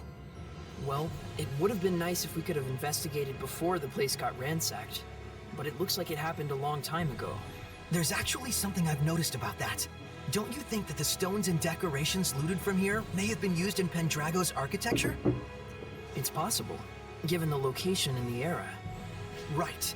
And if we can find out where they've been used, we might be able to find the hidden history of Pendrago. If we compare with Lady Lake, which utilized the Vivia subterranean aqueduct, we might find what people in that era were thinking. Sounds awesome! Good thinking, Mikleo. And that's not all. If we build upon our current hypothesis... Hang on. I don't get what's so awesome about this. But they're so enthused. Friggin' weirdos. Guess I'm the clown again. No, that was a smile of praise to the true king of the Ruin Geeks. Viva the Ruin Geek Shepherd. What kind of shepherd is that? I don't think I've ever heard of it. Then that makes Sorey the first. No objections? I guess. Following in the footsteps of Rain Sage, the original Ruin Maniac.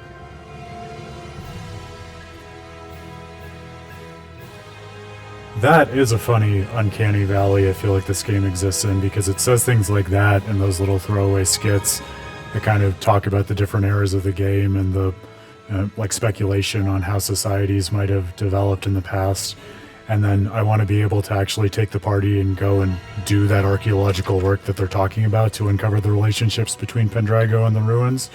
But as best I can tell from reading that scene and thinking back to my recollection of the game, I don't think that content actually exists. I think the skit is more of a gesture to just kind of, oh, look at Sorey and Mikleo's banter and their obsession with ruins and things like that, which still adds a lot of nice flavor. But I feel like if this game had been published even just a few years later, like think about the sort of focus on history and archaeology and something like Breath of the Wild even, or you, without spoilers, you get a lot of it in the side quest content of Tears of the Kingdom also.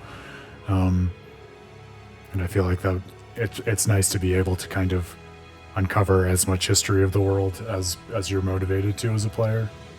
And I think the spirit of that is definitely in this game. I just feel like for all the side quests do accomplish, I don't think that's one of the things that they focus on. Isn't this place a tomb? Am I gonna get cursed or something? Don't worry. We'll all be punished together. Though we'll be sure to let you go first. No, thank you! Hey, it's disrespectful to talk loudly in the ruins. There goes the second biggest ruin geek. More like Meebo, geek times 2. What's that supposed to mean? Be quiet. It's disrespectful. It's your fault! Hey, Miklio's getting pretty angry, even though Sorey's not really involved. He's not angry, just overreacting. Says Sorey. Ugh, this really grinds my gears. And we get all kinds of skits this time around. Really are beautiful. Too beautiful, more like it. That's why most people think they're just glass, or some other kind of decoration. I see. What are they actually made of? It's not a natural mineral. They were most likely crafted through the use of multiple seraphic arts. Even so, it's practically unbelievable that there's something inside that lets you see the past. I wish you could watch anything from the past that you wanted. I'd watch 1,000 years of history. Better hope you live 1,000 years then, because that's how long it'd take. Oh, right. Damn, I forgot that's how time All the works. gems and ruins are just fragments of the past. Stupid What's Sorey. important is what you get out of them. Because history is the architect of our hearts. Whoa, Miklio! That was a sweet quote. You think so? I'm planning to put it in the book I write one day. Well, aren't you full of surprises? I mean, don't you think it'd be a waste not to pass on our tale to future generations? I would love to read your book, Miklio. I'll give you a copy. Signed even. Darn. I gotta come up with my own quote and signature. I've said this before in Tales of Praxis as we've streamed Symphonia and Dawn of the New World. I might not have said it in Zestiria yet, but with that idea that Miklio brought up of, oh, I'm thinking about writing down all our adventures in a book one day. I love the idea of taking on the perspective as we're playing these games of like whatever storyline we're playing through becomes one of the like founding mythologies of the world and a key moment in its history, because it's easy to kind of lose sight of that as you're playing through the events. Ironically, given that these games are so self-consciously focused with the history of their worlds and the heroes of the past and everything like that. But thinking that what you're doing as a player is kind of creating and enacting a new mythology, I think adds this really rewarding and rich layer to the storytelling. We can't leave without trying the Scorpion boss once. Alright. This is too strong for us. You can look at it that way, but be careful. It's resistant to multiple elements, so we'll need to observe their attack patterns. Okay, got it. Guess this is trouble. This isn't happening. I had a feeling it was going to be one of those bosses, given the fact that we had the opportunity to avoid it. I think one of the many tutorials did say there was a way to check their levels from the field, but I promptly forgot how to do that. That's okay. Let's get out of here. Explore the rest of this field.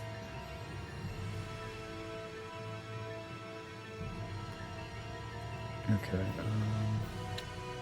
I wish there were a way to just move your cursor on the overworld in order to get to whatever area you were trying to fast travel to.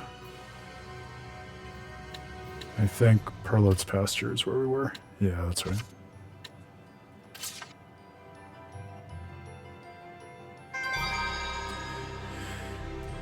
I guess having that kind of limitation on how to use fast travel does encourage you to get to know the overall layout of the world a little bit better in terms of the geography and where the different nations and ruins and towns and such are in relation to one another, which I can appreciate, and I do like when I get to know a game's world that well. It is harder when I have been kind of soaking myself in a Mako bath of geopolitical conflict in the world of Final Fantasy XVI over the last 4 days, which shares very little overlap with the overworld of Tales of Zestiria, as you might expect. But that's okay, we can walk and chew gum at the same time, and, like, 5 other things. Walk, chew gum, pat our head, and rub our tummy. That's kind of what it is between all the different Tales games I'm keeping in my head and playing, and now Final Fantasy 16.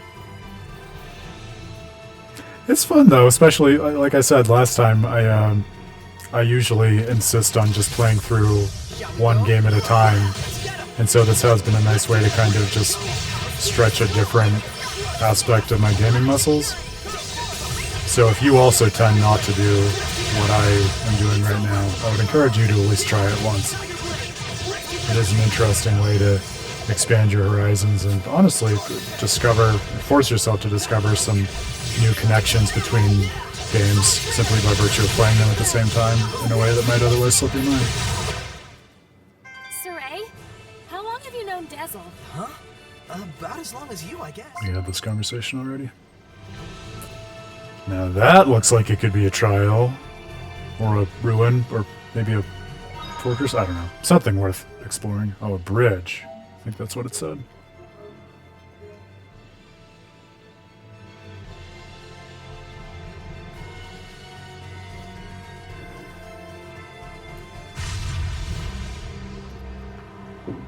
Well, that seems bad. Well, the last time this unexpectedly happened, we immediately got whooped by Heldolf.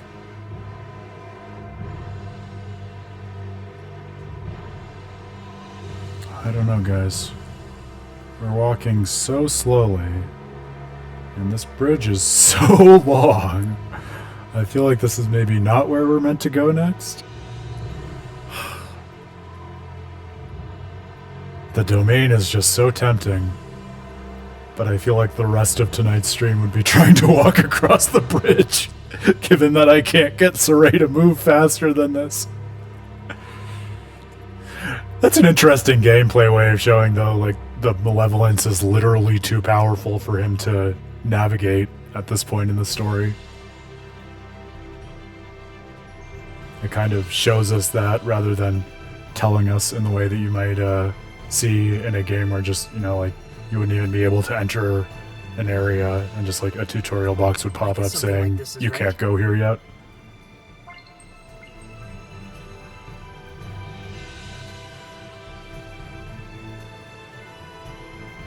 So we can't go there yet, but there are a couple other paths to whole other areas of field. That seems promising. Let's try those.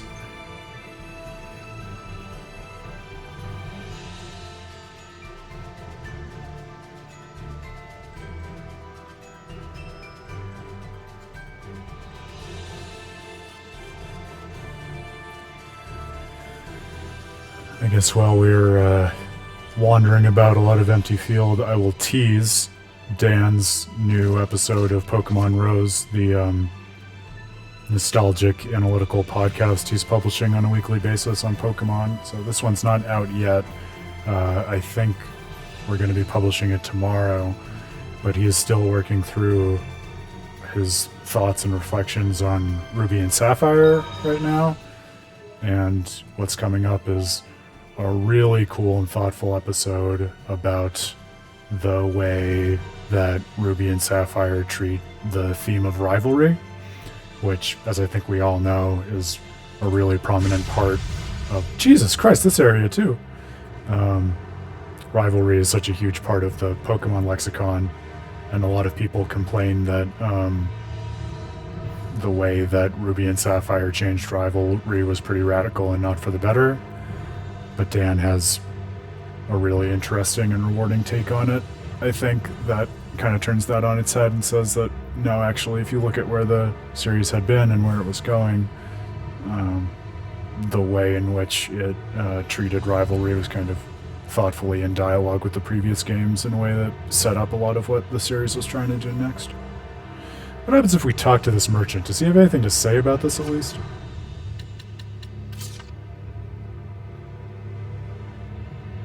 Nope. Nothing whatsoever. Okay. Well, we can always go back to these areas of malevolence, if push comes to shove. But I figure for now, we might as well seek out somewhere else. Maybe that's the wrong thing to do? I can't imagine they want us to navigate vast chunks of overworld at that speed. And again, last time, when we ran into a random area like that, Heldolf just showed up out of nowhere and absolutely annihilated us. So I want to say that is not where we are expected to go.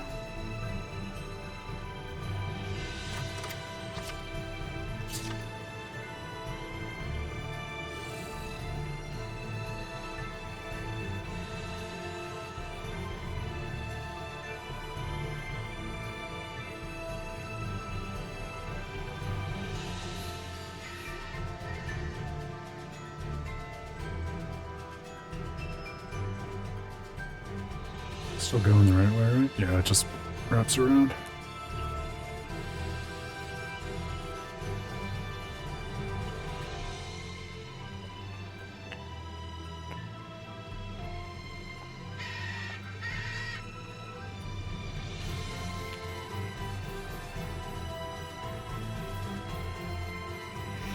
Will the signpost help us?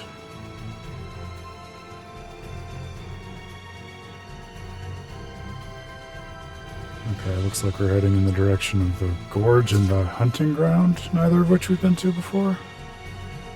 New areas, me like that.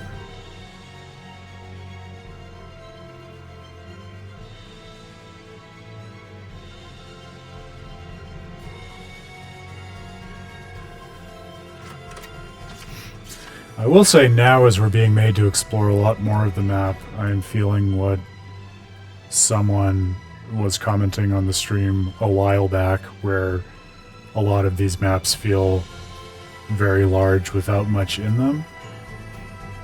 As I've been saying throughout a lot of the earlier streams of Zestiria, I don't really mind the large scope of the maps overall, because I think it lends a certain sense of grandeur to the game that's very much in keeping with the themes of King Arthur, and just the music and the storytelling all kind of lend themselves to a certain aesthetic that feels right with the largeness of the maps.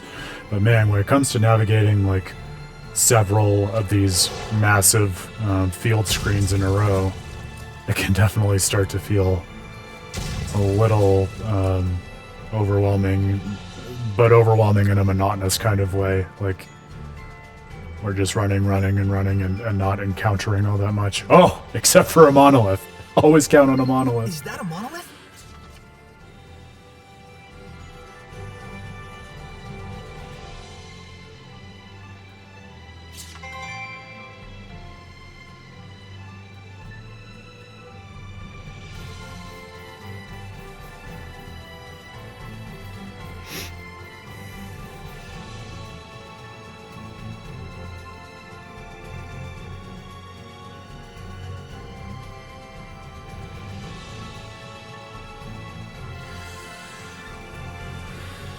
And I swear, if this next swath of field is also a giant malevolent domain, I might lose my goddamn mind.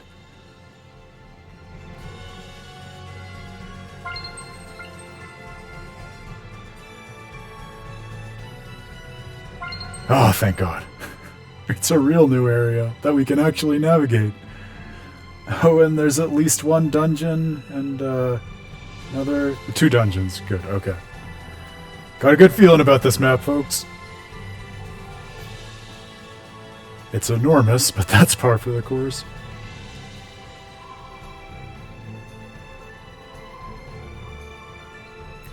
I was kind of hoping this would be a bit of a nicer vista point than it is.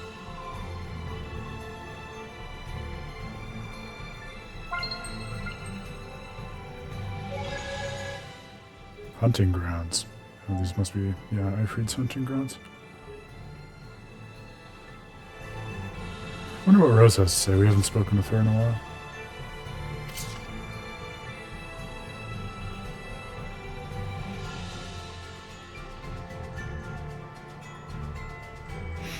Oh, so we could actually go back and check the mural. I guess that's what they want us to do after all. Maybe I'm making this harder than we should. But thankfully she did give us the advice that I was right to avoid the strong malevolence domains.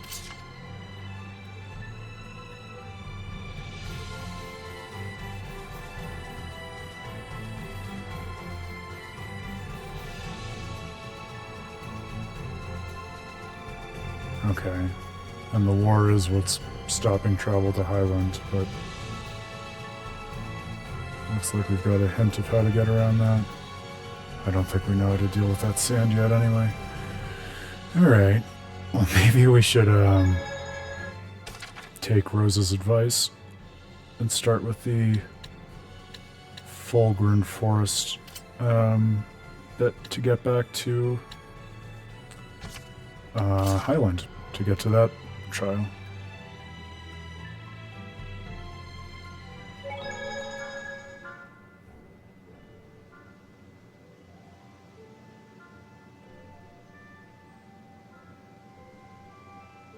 Where on earth could the trial shrines be? Why don't we double check the mural back at the hideout? Now the game knows that I'm taking too long. I get... This is like what I was saying about feeling like I'm cheating when I use items in a game. Like, I get that it's not that much effort to go back and check the mural. I just feel like that's... It smells like cheating to do that as opposed to just exploring the world and finding them. I guess we'll explore this cave, and then if that doesn't lead us somewhere that advances things, we can go back and look at the mural and figure things out from there.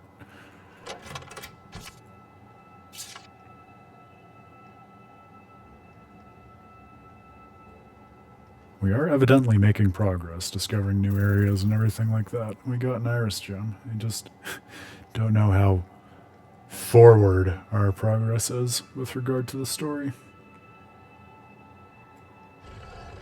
What was the first thing Lila said to Sorey? Get in a bunch of adventures. We are unequivocally doing that.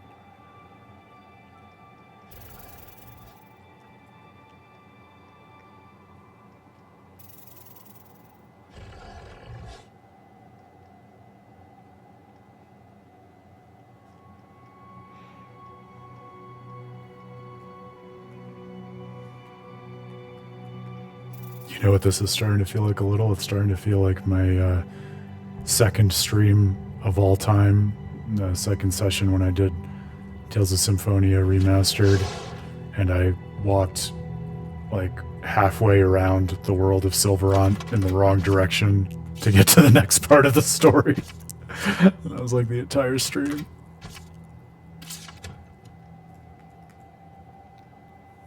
Here at least it's evident that we can keep progressing into new areas. It's just that the world is so much bigger and hard to see as a single unit that it's not always evident whether we're moving in a direction that's moving the story forward, as I said. Pretty rock, I gotta say. Different kind of crystal. Often found at the bottom of volcanic fumaroles. Well, it sure is a brilliant yellow. Once it was used as a colorant, but that is all behind us now. You know all about this. Of course. I'm an Earth Seraph. I don't bum around. Edna? You okay? Orpiment is also known as arsenious sulfide. You would know that if you'd been reared properly. Oh yeah, that stuff. It's used to make They're like poison, the weakest puns around, Edna. Leave it to We Lila. don't use it, but it's supposed to be a type of arsenic. That's incredibly lethal. You should have told us in the first place. I've been telling you this entire time, you butt. Oh, arsenic? Really? Nice. Really? Really? Leave the puns to Lila.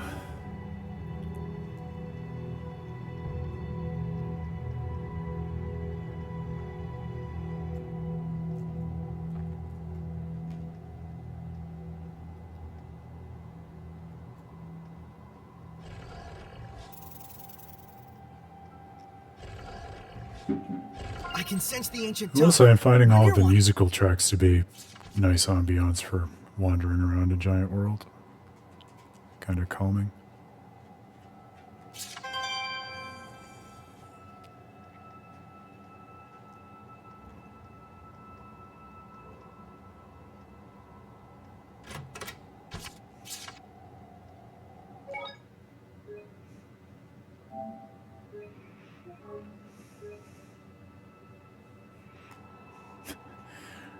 Here's a question for all my viewers, which is not germane to the content of the game, but germane to the fact of what time of year it is and what's going on outside as I stream.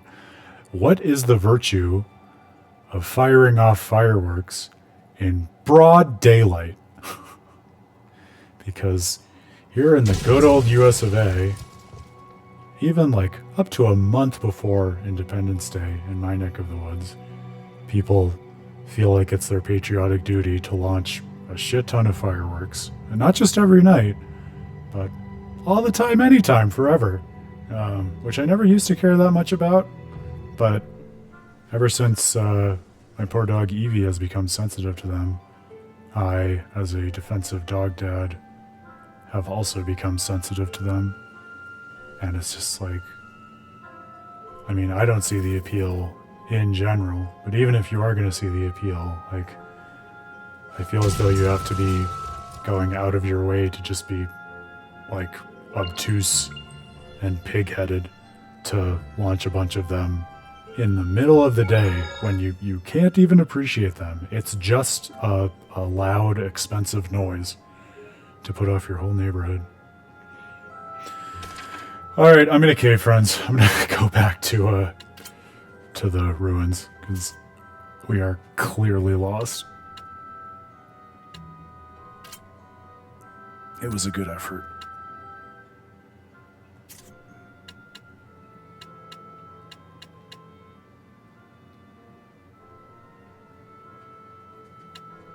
It was the Tintago ruins, right? Jesus, all these names been blend together. We can't even warp back there? Where can we warp to? Will it just not let us warp from the area we're in now?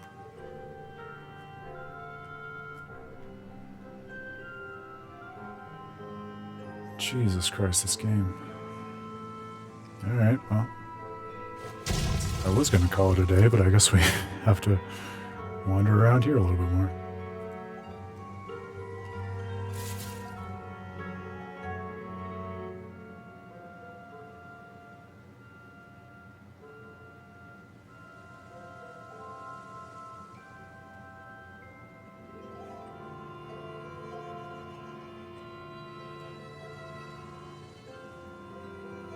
Alright, that'll get us back to the field at least.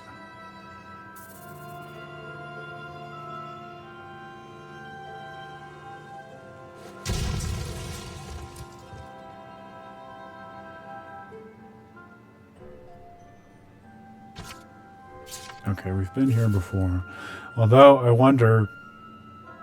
See, this is when I wish I had a better sense of the overworld. We might have made it back to Highland. You used to live on this mountain, Edna?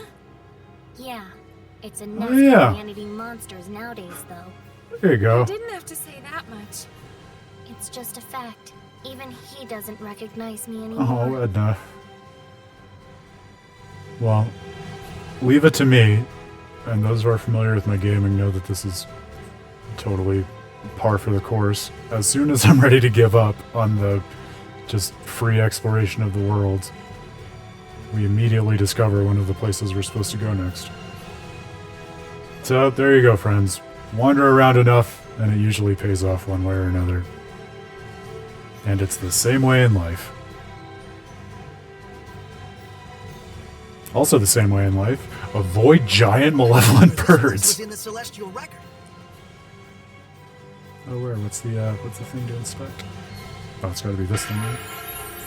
Roadside Guardian! Don't get careless.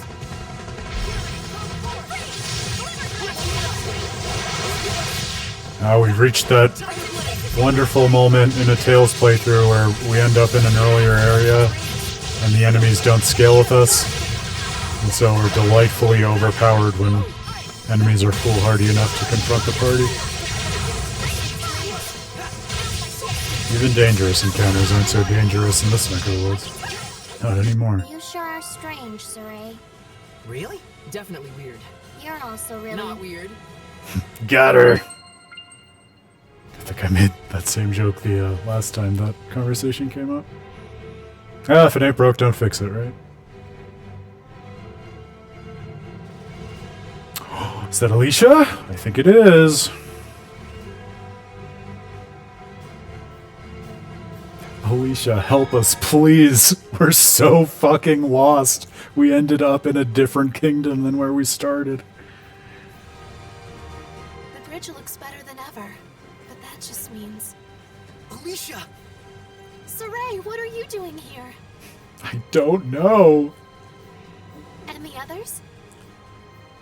Of course. Shame you can't see us, though. Isn't that natural? Hey! Rose, wasn't it? You were with the Sparrow Feathers who came to the palace. Nice to finally meet you in person, Princess Alicia. Just Alicia will do. Rose is helping me out big time. As Squire? Don't worry, she's doing a great job. I see. I'm sure it helps that you've grown into your power, but still, Rose must be incredibly special. That's the nicest thing I've ever heard. People aren't really very nice to me.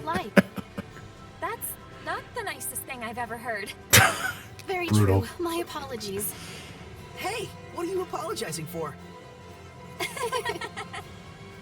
Sorey, I'm glad you three are getting along, but we came here on a mission. Oh, right. There's something I want to ask you, Alicia.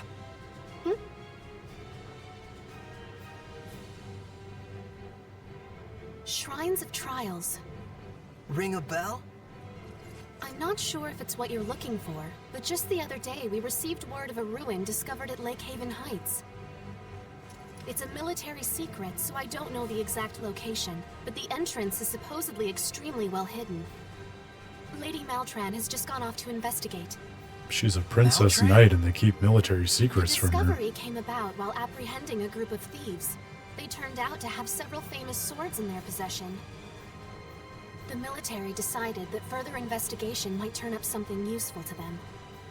Something useful for the war? Yes. Lady Alicia! The captain is awaiting your report! Apologies. I'll be right there. Sorry, but I've got a job to do. Please come back to Lady Lake again sometime. I shall pray that you overcome your trials safely. Thanks. See you again.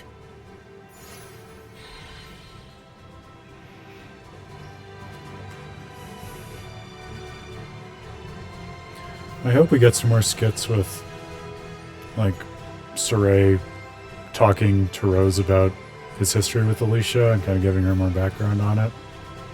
I feel like part of what's hard for me to wrap my head around in terms of the way the party in the game progresses is that the time Sorey spends with Alicia feels so episodic and segmented from the time he spends with Rose.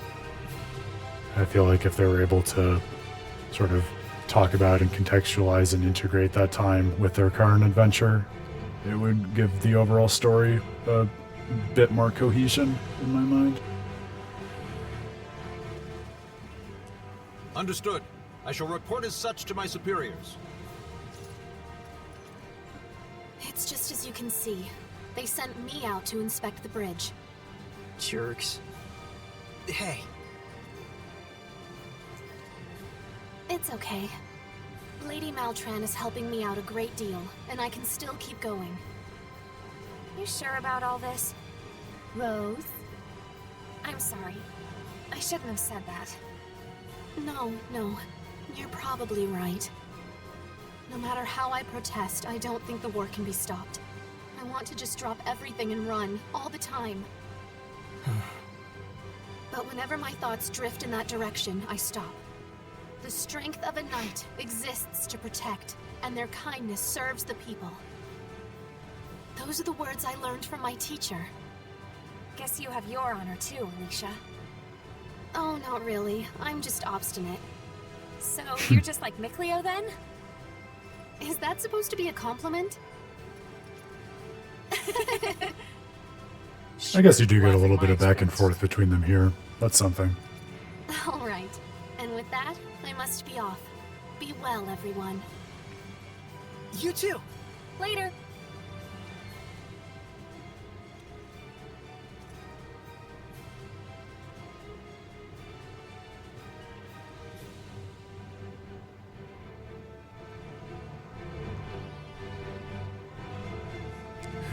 And I guess if I'm thinking about it and we're being generous to the layout of the party, I was looking at that tableau of Sorey and Alicia and Rose, all three of them there.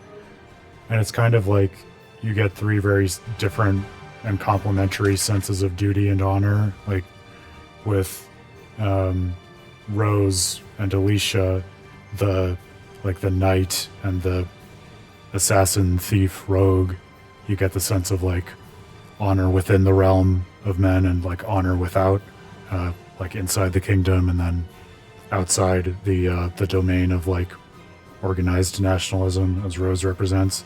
And then in Sorey, the kind of spiritual leader or figure, whatever you want to call him, messiah, right? You get duty like above the realm, like the Seraphim talk about at the beginning. Like his job is to kind of operate above humanity in order to redeem and save humanity.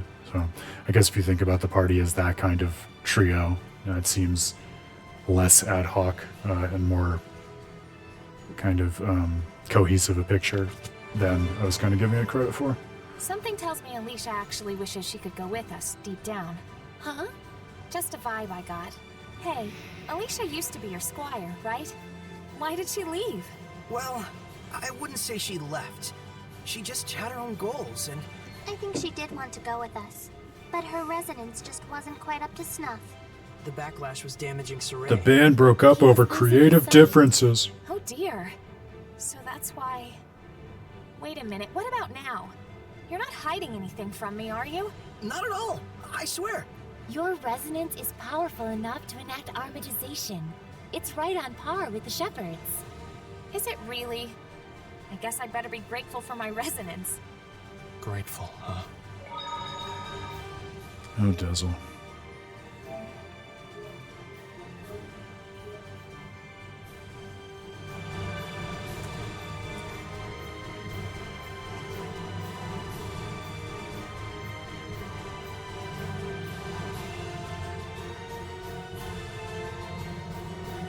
Lake Haven Heights. Yes, there we go. Now we do get a little guidance on the map. Hey, what was That's it nice like to back have. when everyone was traveling with Alicia? We had to put up with a lot less nonsense talk, for one thing. Got her! Huh? I don't get it. Why wasn't Lila speaking? Could someone hand Rose a mirror? Brutal.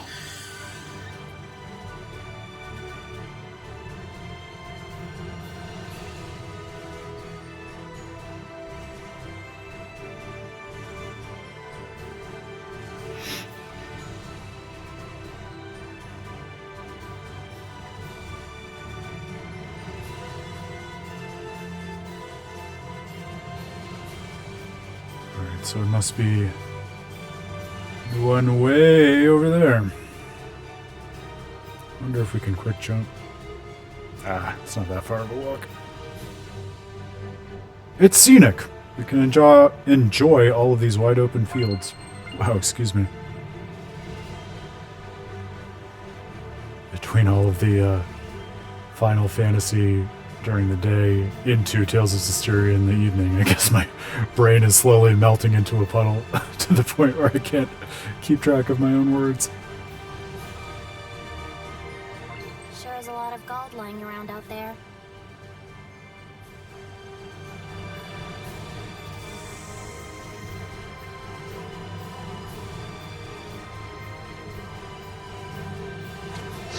No. There we go. I'm so stupid. I forgot there's a literal grid in the HUD on screen that's showing me which of the D-pad directions corresponds to which element. I was about to say, like, how do they expect you to remember that all the time? They don't. It's literally one of the 2 pieces of UI on the screen all the The time. entrance to the ruin's supposed to be really well hidden, right? We better be extra diligent in our search.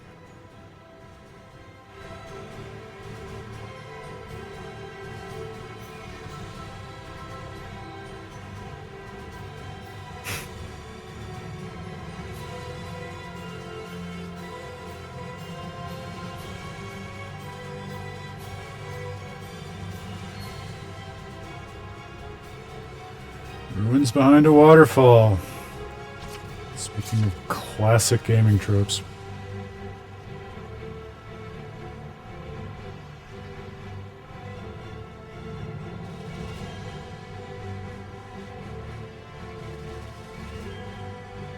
I just, son of a bitch, went in the totally wrong direction.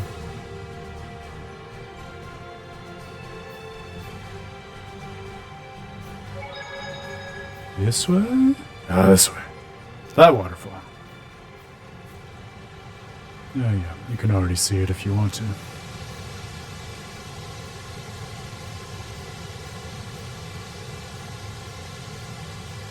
Can we jump?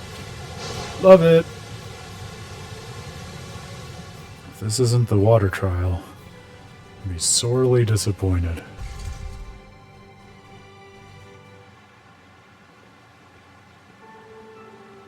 This is it? It hasn't been eroded by the waterfall at all. If it wasn't recently made, then that means... It's using seraphic arts. This ruin must date from the Temperance of Avarost. Correct. This is Lefay, the Shrine of the Trial of Water. It There has you been go. some time since we were visited by a shepherd. Lefay is in Morgan Le Fay, for those who are keeping track of Arthur references. I'm the shepherd Sorey. I'm the Prime Lord, Lila. You must be a servant of the Water Lord, Amanak. Indeed. I'm Alto, the protector seraph who serves Amanak. I'll get right to the point. What must we do to obtain the spiritual power? My sword! Where? Where is my sword? Back! Holy crap! Wow, that escalated Swords? quickly. There's something above. That is Azura. I've heard of him. A powerful Hellion sustained by rage and able to fight eternally without rest. Is the trial to quell Azura? No.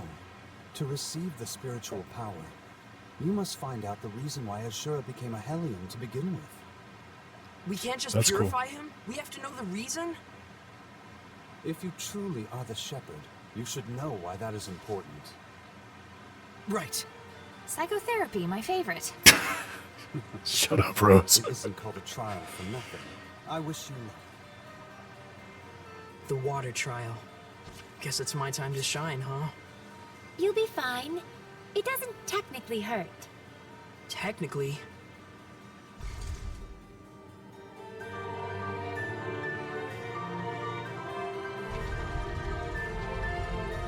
What are those things?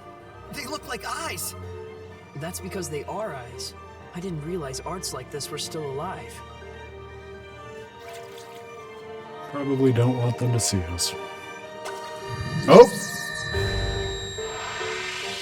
I thought that bubble stayed active for longer. Oh, and it warps us all the way back to the beginning. That is unforgiving.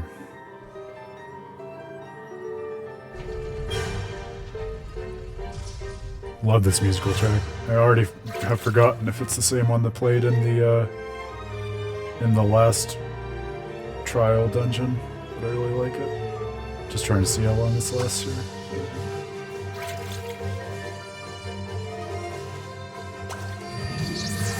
What the fuck?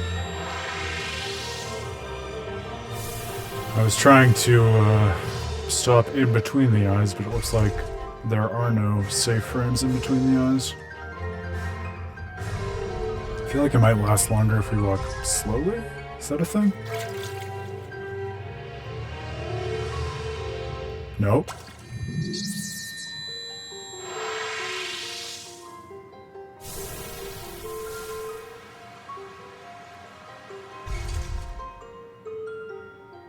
Maybe I just didn't walk fastly enough the first time? Quickly enough.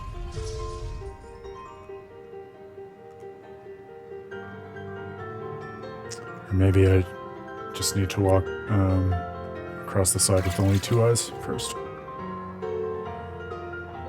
Alright, that worked. How many times can Aaron beat his head against the wrong thing before he decides to try the right thing? Stand strong! Hurry! This colossal Hellion blocks all water attacks. But we can win if we attack its other weak points.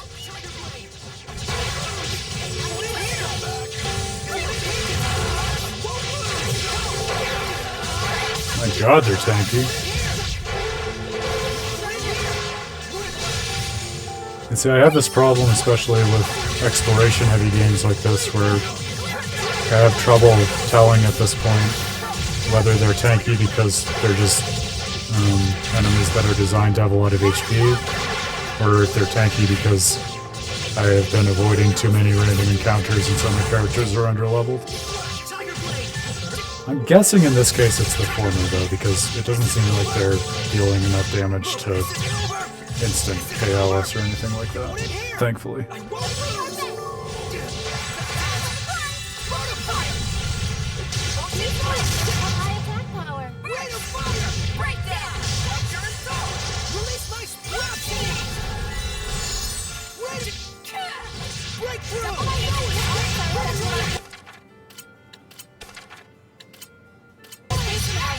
Thanks!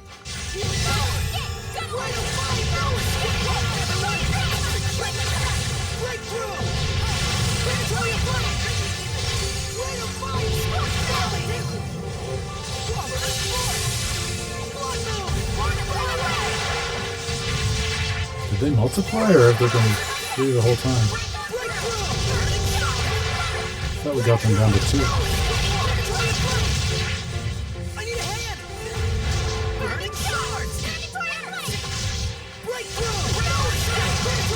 And I hope we get an amount of XP that's proportionate to the length of this battle. This is brutal.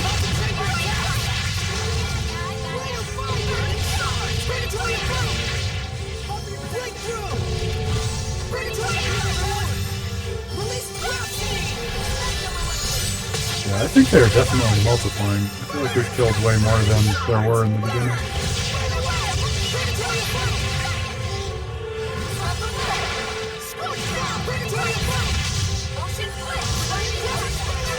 It might also be because it was a dangerous encounter. I forgot how enemies keep pouring in during those.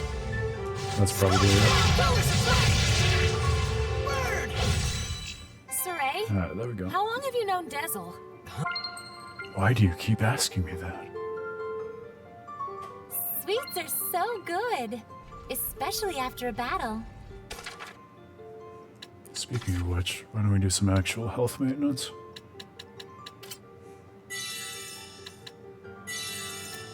Who else needs HP? Nicolio should not be in our main party. Let me try this. That makes much more sense.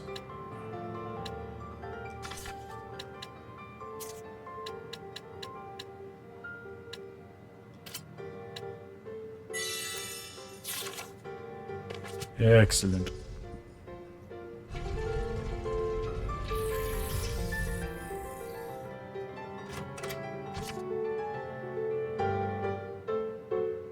Oh, we're collecting information on Azura, I'm sure. Okay. 22nd year of the common calendar, month of verdance. Surf of water appeared and urged me to become the shepherd. Oh, so he's someone who was called upon to become the shepherd and yet became Helionized instead? A swordsmith suddenly visited by a seraph.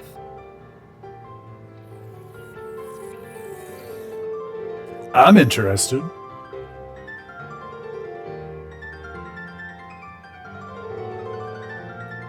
Goodness, it's a big one. We can't hold back. No, you win. They say it's the first 100 years that matter. Huh? It's a proverb. Could that relate to the number of legs they have? Its name says it all. 100p. Isn't it wonderful? Can't you feel it? Can't you tell us something helpful? Absolutely not.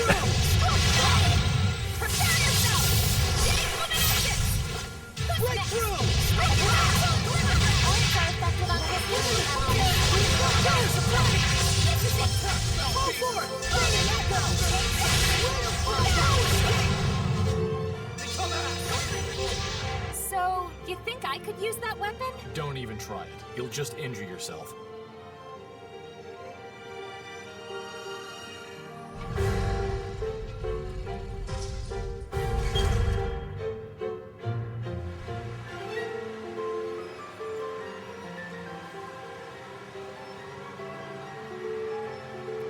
Beautiful dungeon design. I know, that seems kind of suspicious. Do we dare? that just brings us back to the beginning. Good to know. At least they give us an action check before actually working this.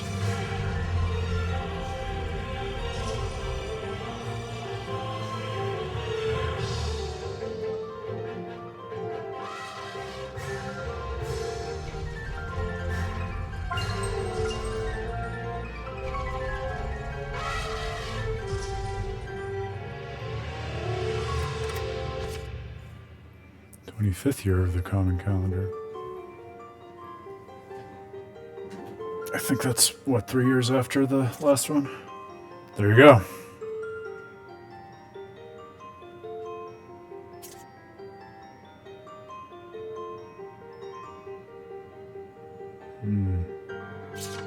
More of the Shepherd's diary? Looks like it. I'm getting the sense that he got overwhelmed by the task set before him. Too much malevolence to quell.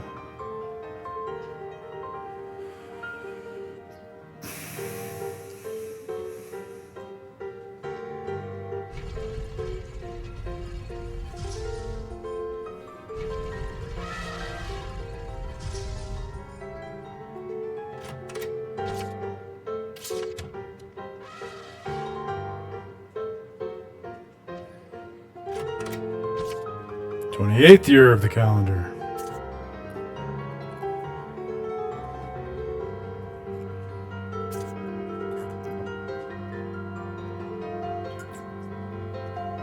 Sought out more power in order to conquer his Why is the Shepherd's diary in a place task. like this?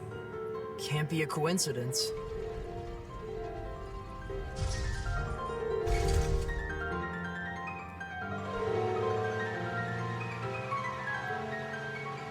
Ah, I see a Norman.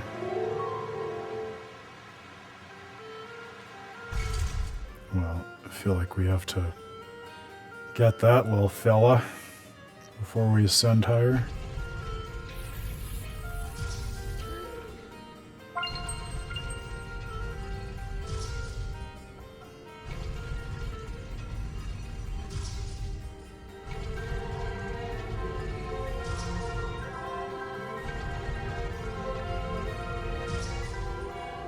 There we have more eyes.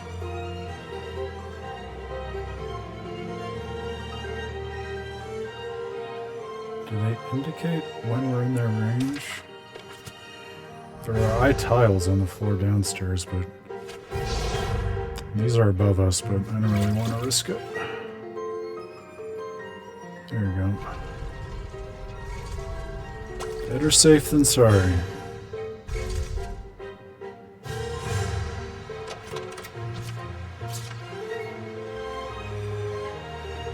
And a melee! Capability versus beast. An enemy type specific skill.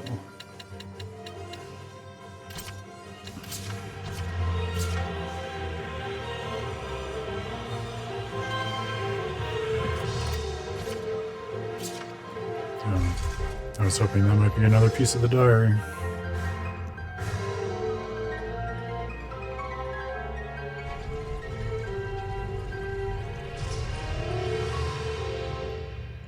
Not sure what that is.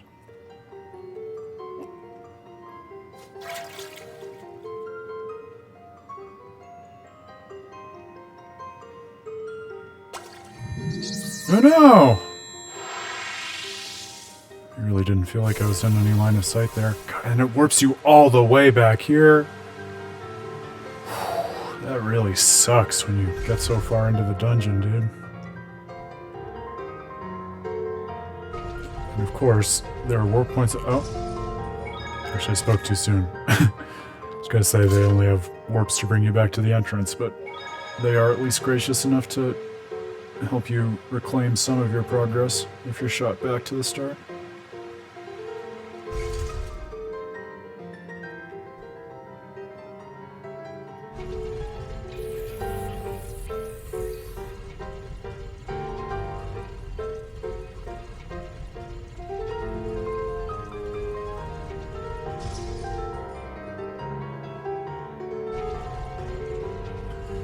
I'm just gonna see if I can get back to that staircase up that we found last time.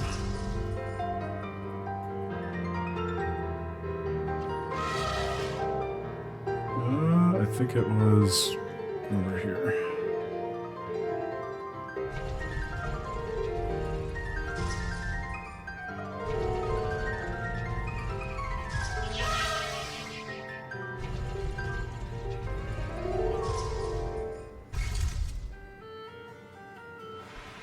There we go.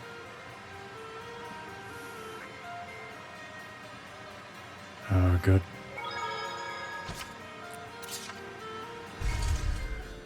Well, that'll be a nice checkpoint when we inevitably get warped back to the start again.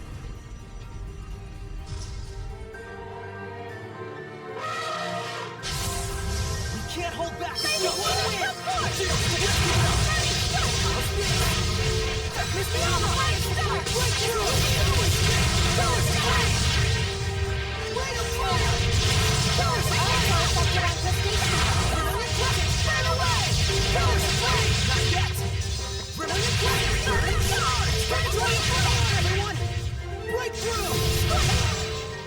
Is that your sword style? Pretty cool. Well, I had a lot of practice with Miklia. And I got the title of Norman Mayor.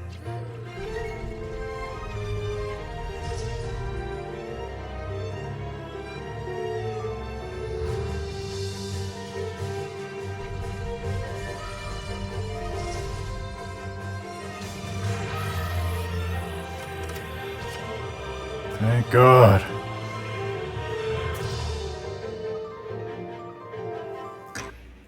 Oh, didn't mean to do that. Alright. So, okay. I mean, I think I can call this. He got so obsessed with becoming powerful enough to overcome the malevolence that he ultimately just focused on power as an end in itself rather than as a means to affect the shepherd's journey. Poor shepherd. He's veered into a dangerous headspace. What did you expect? Pretty much this. Oh, this tracks. Son of a...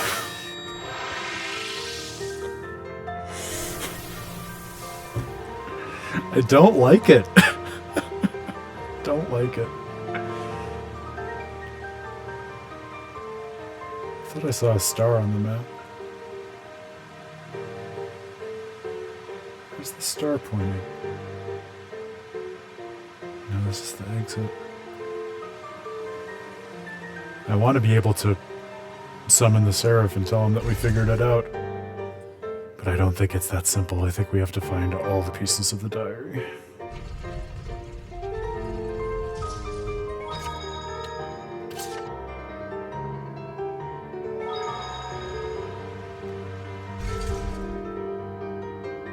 Oh, what was that? I think I clocked something on the map.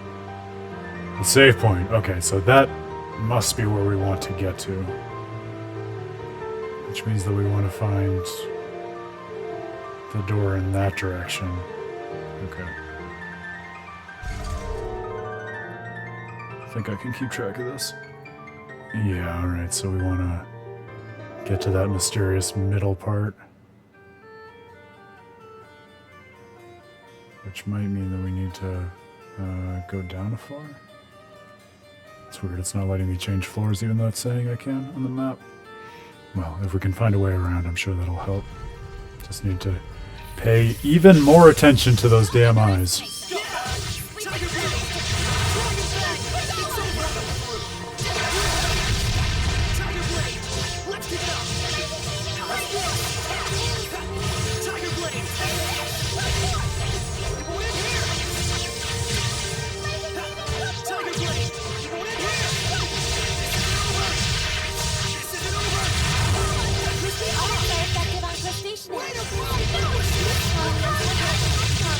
So we'll get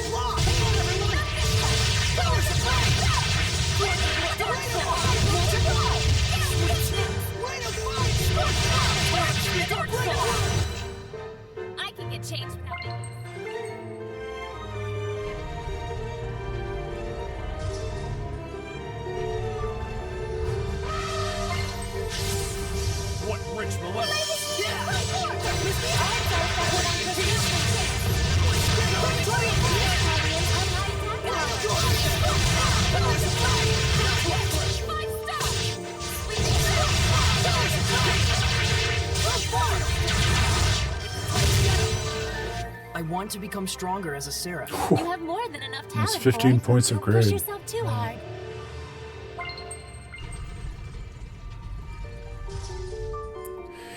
Alright, take two. With all these fucking eyes. That's the one that got me. Sneaky devil.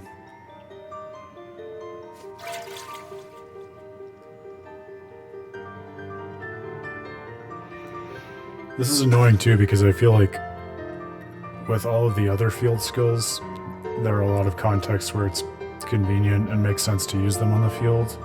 Whereas, like, maybe there are people who play the game using this water ability on the...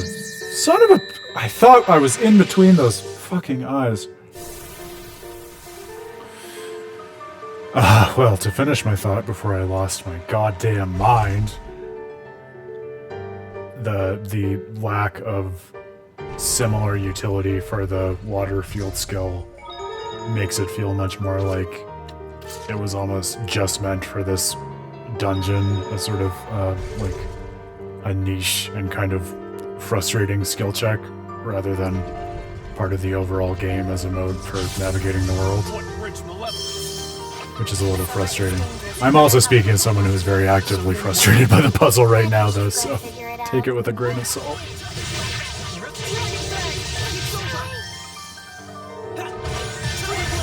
Why'd you have to die, though?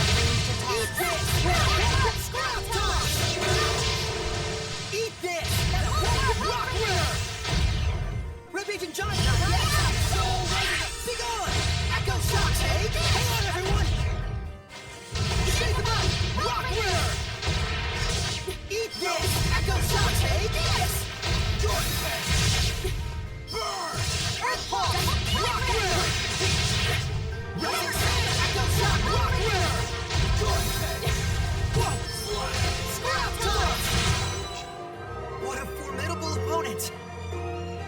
Yeah, that was tougher than I expected. That was a difficult battle. Let's restore our vitality. Oh, never mind.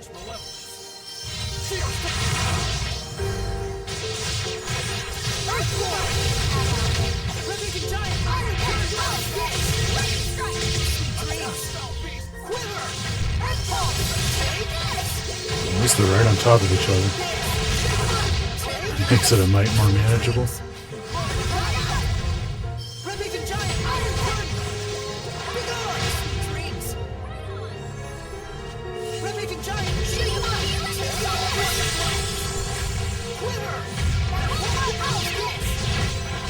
You sure are strange, Sorey.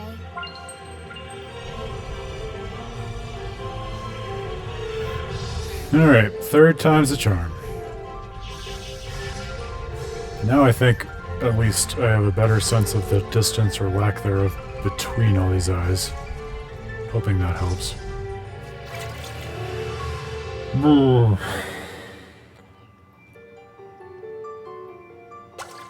Maybe it's just that they're trying to follow in the footsteps of the rich tradition of games whose water temples are very painful. Looking at you, Zeldor. Looking at you.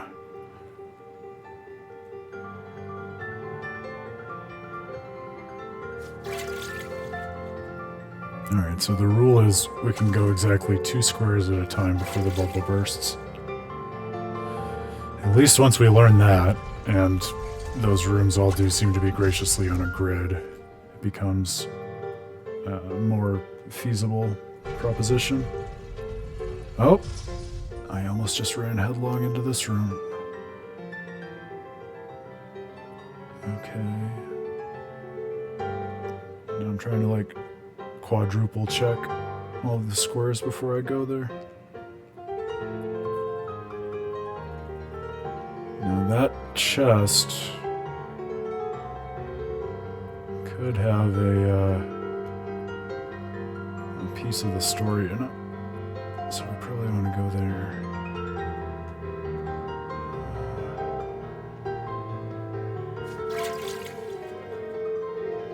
Okay.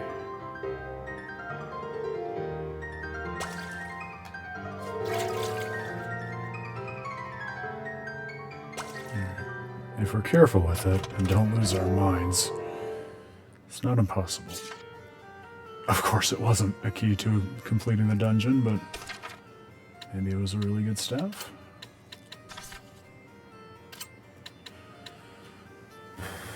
Which would also break the G-Union. Not gonna do it. You can't make me.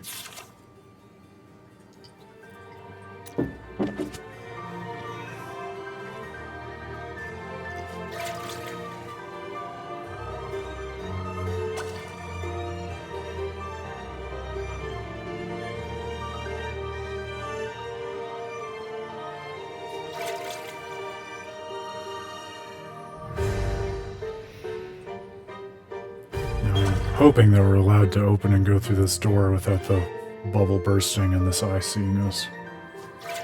Because that would be pretty broken indeed. Oh, thank God. Looks like we made it!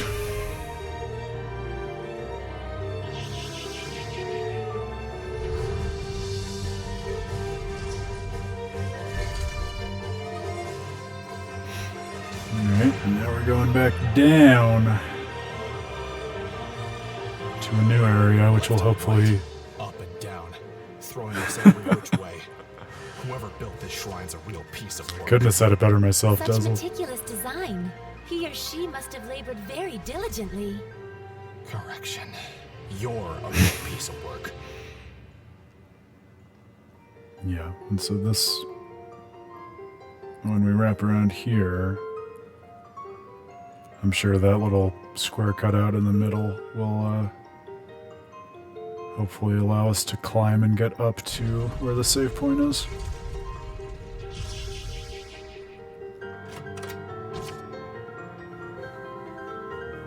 Time marches on. How corrupt is he now? Ooh, like the line breaks make it feel so much more manic and detached and ominous to me. Could the owner of this diary be Azura? Oh, come on, guys. I know it didn't really take you that long to get there. You have robust theories about the relationship between particular stonework in ruins and the history of the founding of kingdoms and particular towns within them. There's no way it took you that many diary entries to make that connection.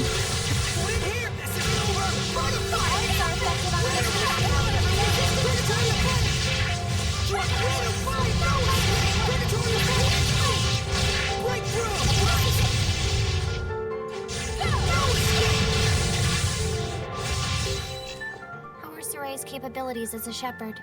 Well, I think he's quite talented. I think you're kind of overrating him. And his friendship. Oh, I thought they were done.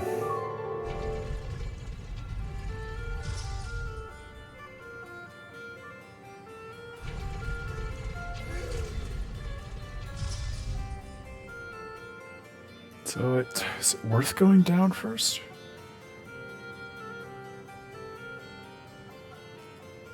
Oh. No, I don't even think we can. I think that's rather the point. Yeah. So we could reach the room with the staircase before, but this is like a staircase to nowhere because those eyes would warp us right back to the beginning. But not today, they won't. In this room, I remember from our earlier journeys in the dungeon, but similarly, I think we needed to get at it from this side in order to be able to successfully navigate the eyes. Yeah, see, because that passage is too long to be able to get through and avoid that eye. That's an interesting way of making rooms kind of have invisible walls, and therefore making the dungeon a bit more of a labyrinth than what you would even expect. I feel like it wants us to step on this eye, but I'm so concerned. We gotta do it. Guess I'll do it in a bubble in case that makes a difference, but I feel like it's gonna warp us up, right? Maybe? Please? Don't warp us back to the beginning. Oh, thank you, God. Sometimes the plan works out. Even a stuffed clock is right twice a day, right, folks?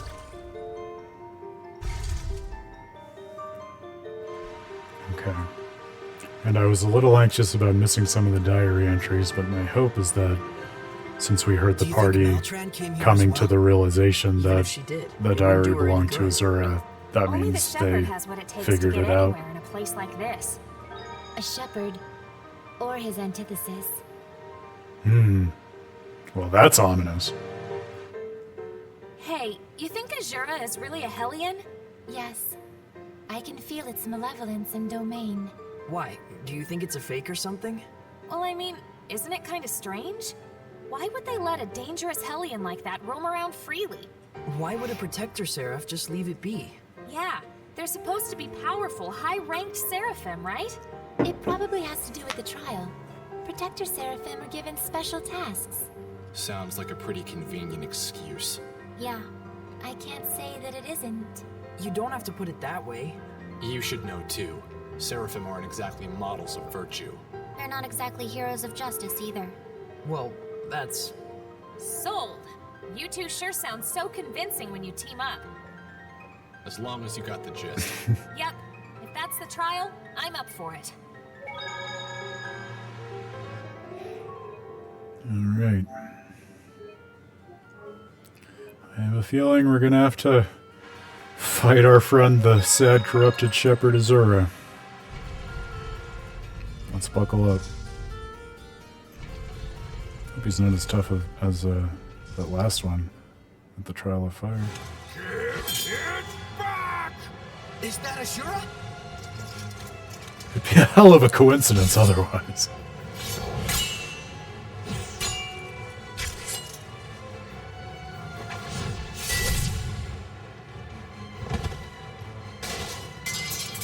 This isn't it either! Where is it? Where is my sword? His sword? Is it normal for Hellions to attack each other? I am the shepherd!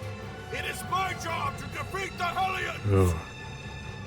So, Ashura is a shepherd. A shepherd who became a Hellion. Heartbreaking. Give me my sword back! Oh, here we go! Jesus Christ! You stole my sword, didn't you? Ashura is a Hellion of anger. The cause of his anger ought to be what made him a Hellion. You mean because his sword was stolen? No, there's more to it. I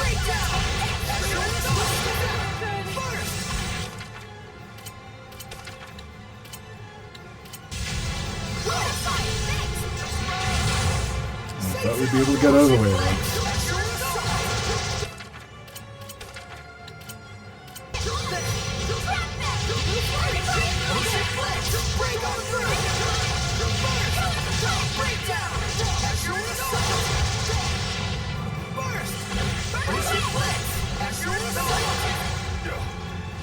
Oh, I was really liking that staggering we had going. I think I lost it. Ah, the days. Nothing like a good days.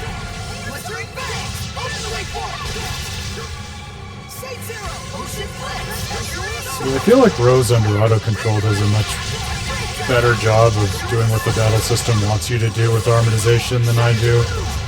Because once I have Sorey armatized, I'm kind of just locked into it as the schema I think about the battle through. So that armatized Sorey is just my avatar at that point, and I don't really think about or want to switch him back. I don't really understand the circumstances under which I would. But I feel like just watching Rose and thinking about the battle system, it wants you to be more dynamic about switching in and out of armatization.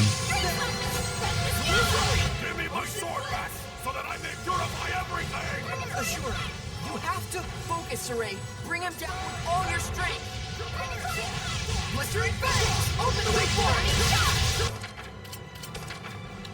Thank God we have so many peach toes.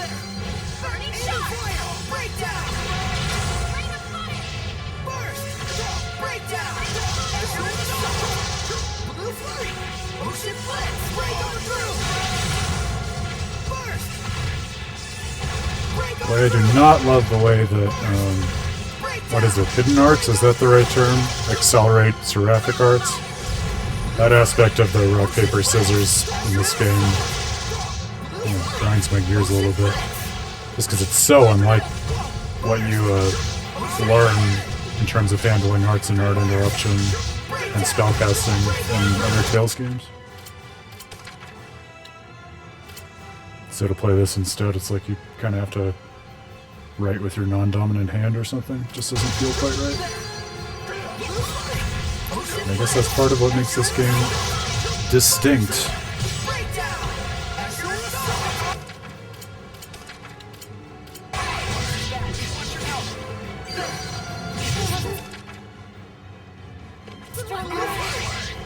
Oh, shit is hitting the fan.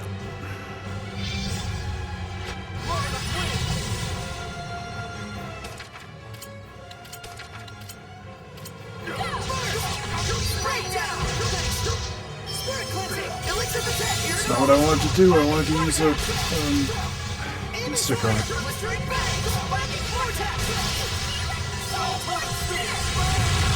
think I had the right button combination for it.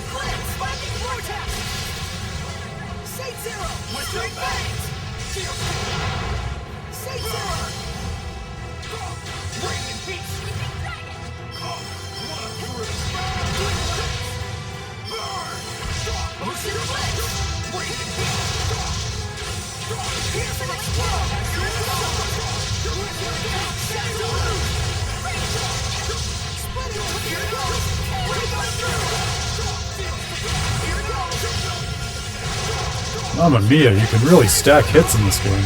There's almost 120 hits in one combo.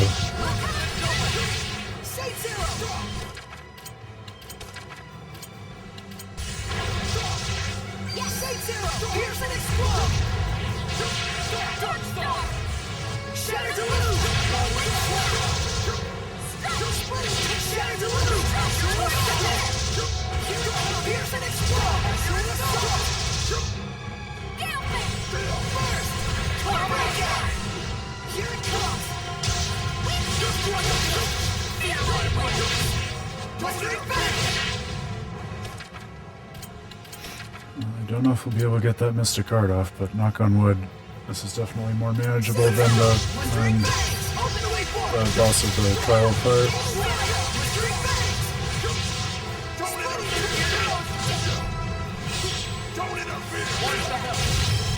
Oh, might have jinxed us.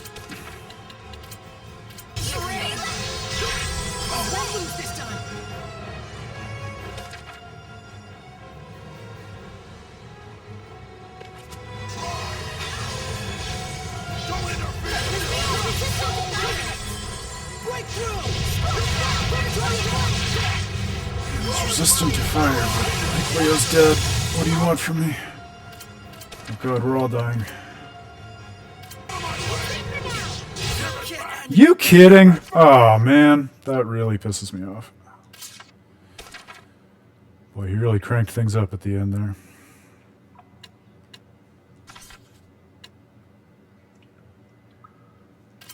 Well, guess we can beef the team up a little bit with some herbs and go for it again.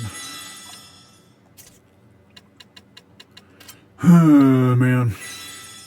Talk about an anticlimax.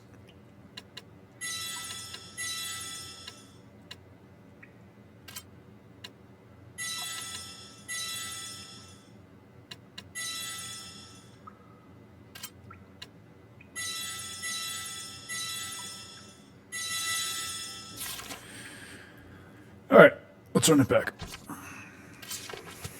I don't know if I'm ready. Oh, I should have checked the way to do Mystic Arts. I feel like that would have helped. Ashura is a Hellion of anger. The cause of his anger ought to be what made him a Hellion. You mean because his sword was stolen? No, There's more to it. Ocean There are a few things I have less patience for than playing a really long JRPG boss fight and then losing at the last moment and having to replay the whole thing. Adds insult to injury, I'll tell you. We have to manage things so that we can finish him pretty quickly once his health gets low. So he definitely breaks out a few new tricks at that point.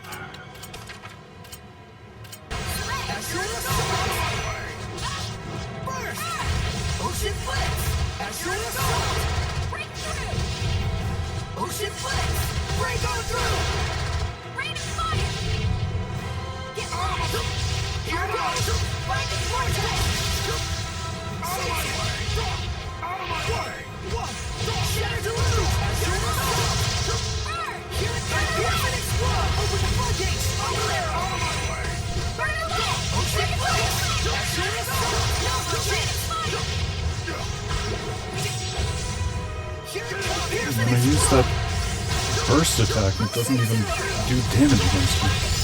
Give me my sword back! And I may purify everything! Sure, you have to focus, Sorey. Bring him down with all your strength.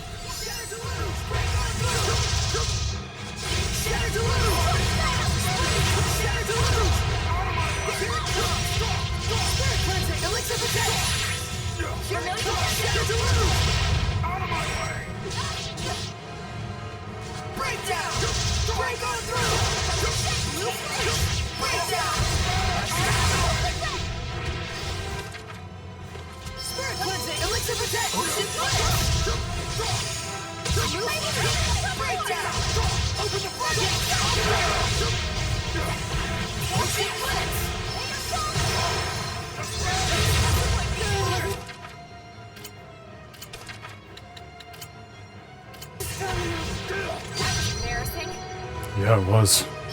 Try not to do that again.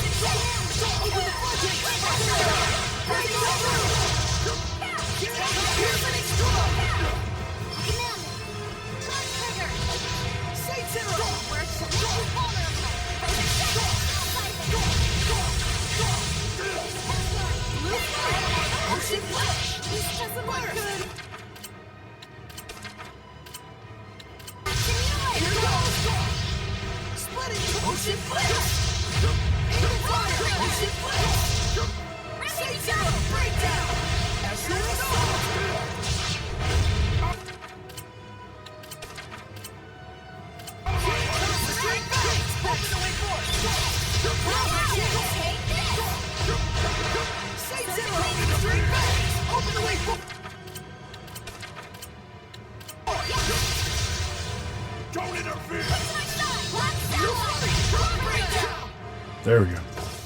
Give it back. That sword has the power to cleave malevolence. Enough! We know that you want to help people.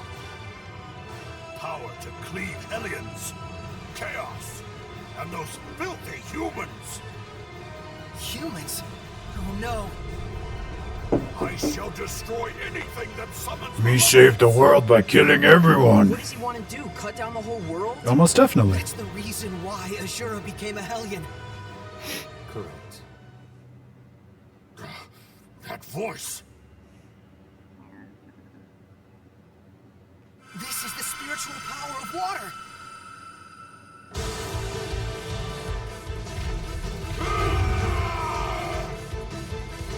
Finish him!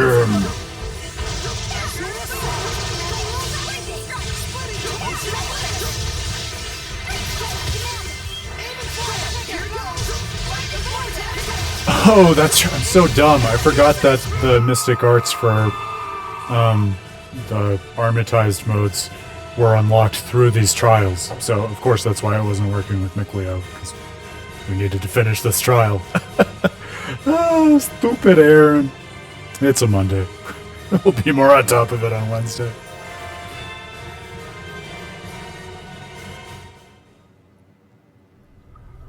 Back! Alto! He's trying to say something. Give me my sword back! Alto! Alto? He's gone. He was the shepherd long ago. Even if he was purified, his body has already deteriorated. So his rage alone kept him going. The problem is Altol. Do you think that he stole Azura's sword? Let's go back and get the story from him straight.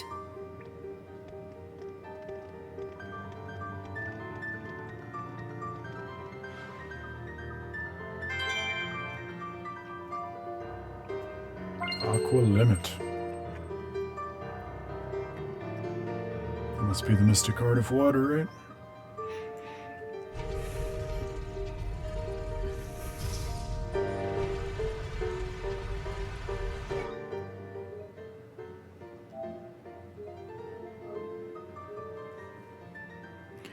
Now the real question is, to get back to the beginning If Azura quickly, really was the shepherd, will those then that eyes makes Altol. gracefully warp us back? He was Like they've been doing the whole seraph who time? formed a pact with Azura. Just like everyone else has with me. Oh no. Sorey's seeing his ghost of Christmas future. Take me home! Aqua Roads. It worked! Fantastic. It's a fringe benefit. Much appreciated. Are you who we think you are? It is as you suspect. I am the seraph who guided Azura to the way of the shepherd and used him as a vessel. You stole his sword? I did. Oh. This is something special. You can tell with one look. This sword is made from a rare metal called mithril. It truly does have enough power to cleave the world. Is that why you stole it and hid it? Yes. I was probably the one he wanted to slay most of all. But I had no choice. Huh. He was pure to the core. And it was that shining purity that tore him apart with worry. And eventually, cost him his very soul. That's why he made that sword. To cut down anything that would be corrupted by malevolence. But I have no qualms about giving this sword to you. If you can learn to use it, it might aid you even more than the spiritual powers. I'll pass. Good call. I already got a sword anyways. Well said. So you passed the trial of the spirit as well. Ah! If you don't need it, I'll take it off your hands. Oh no!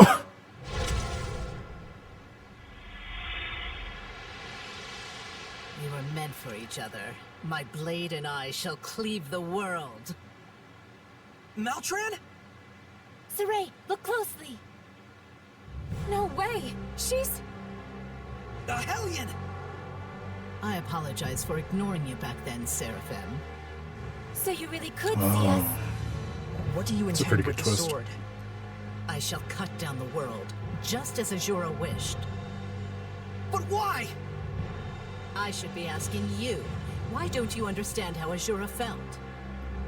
Were we to erase this corrupted, chaotic world and all the humans in it, would that not rid us of malevolence once and for all? That is the clean, elegant logic of my master, the Lord of Calamity. You're siding with him? If Alicia knew about this... How sad she'd be. Boo-hoo. You've been using Alicia this Tough. whole time.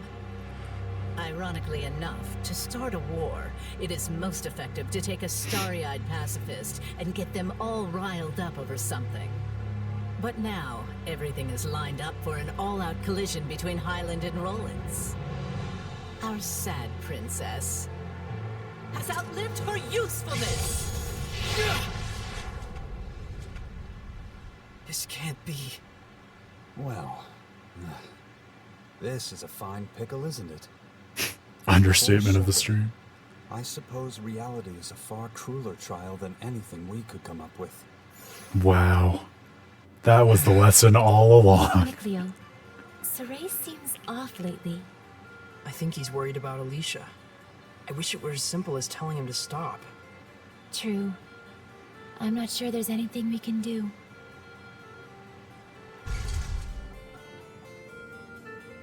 I'm worried about Alicia too, Sorey, but she'll be fine. I agree. In any case, we have the spiritual power. And Maltran is connected to the Lord of Calamity. If we stay focused on our goal, I'm sure we'll find a solution. Right. Boy, so they really want us So to the last just two trials are Whoosh and Badon. ignore everything that happened with Maltran and keep going with the spiritual trials. What else would it mean? That's tough. Right. Silly me. I guess we should watch the skit before we wrap things up here. Alicia's cleared of suspicion, right? You mean the suspicion that she was communicating secretly with the Roland's Empire? Yeah. I heard that she got arrested for that. It was probably just a false accusation to lure you into war. Yeah, and we kept our promise. They have no reason to keep her detained. I hope you're right. But the situation is different than before. Huh? I'd imagine so. There was that clash with the Roland's Empire, you know? So, if she'd seek peace with them in this situation... It would only make things worse for her. Too bad she's not the type to just sit patiently in times like this. Alicia is part of the royal family. The Chancellor shouldn't be able to do anything so brazen. I sure hope so. How could Maltran do this? There are Hellions in the Roland's imperial family. It isn't all that strange to imagine Hellions amongst the Knights of Highland as well. A hero in war is a Hellion in life, goes the theory. I guess we have more evidence for that now. But who would agree with the thoughts of the Lord of Calamity? It isn't really as strange as you make it sound. Azura himself was a shepherd, as you know. And he thought the same way. In order to save the people and to begin anew, he would destroy everything. It's a pitfall that can trap all humans who let malevolence get the best of them. Yes. How am I gonna break it to Alicia? Does she really need to know? It might be worse for her not to find out at this point. But Maltran said she no longer had any use for Alicia. I suppose we ought to believe her. It wouldn't make sense for her to reveal her true self to us otherwise. Seems to me the biggest issue is she'd been Alicia's rock through all this chaos, right? Good point. If Alicia finds that out, not only has she lost her one pillar of support, but that pillar's been using her the entire time. She could fall apart. That might be exactly what Maltran wants. She's probably thinking she can get the war rolling for good by crushing Alicia's spirit. What should I do? I don't know, Sorey. We'll have a lot of time to wrestle with it as we undertake those other two trials before dealing with it. Oh, what a harrowing stream, folks. We restored the blessing to Gododdin, wandered around a lot of ruins, discovered a new iris gem, got more insight into Helldelf's past, wandered around the field quite a bit, went on some exploratory adventures, and completed the Trial of Water. Learned about the sad tale of Azura and saw the aftermath of it with our own eyes. I think that's a really interesting counterpoint to when you look at the story of Azura and how he was like corrupted out of his purity, as they were talking about, in contrast to what we saw in the very last sequence of the stream with the Cardinal turning into the Gorgon Hellion and almost finding a sense of perverse purity through her malevolence.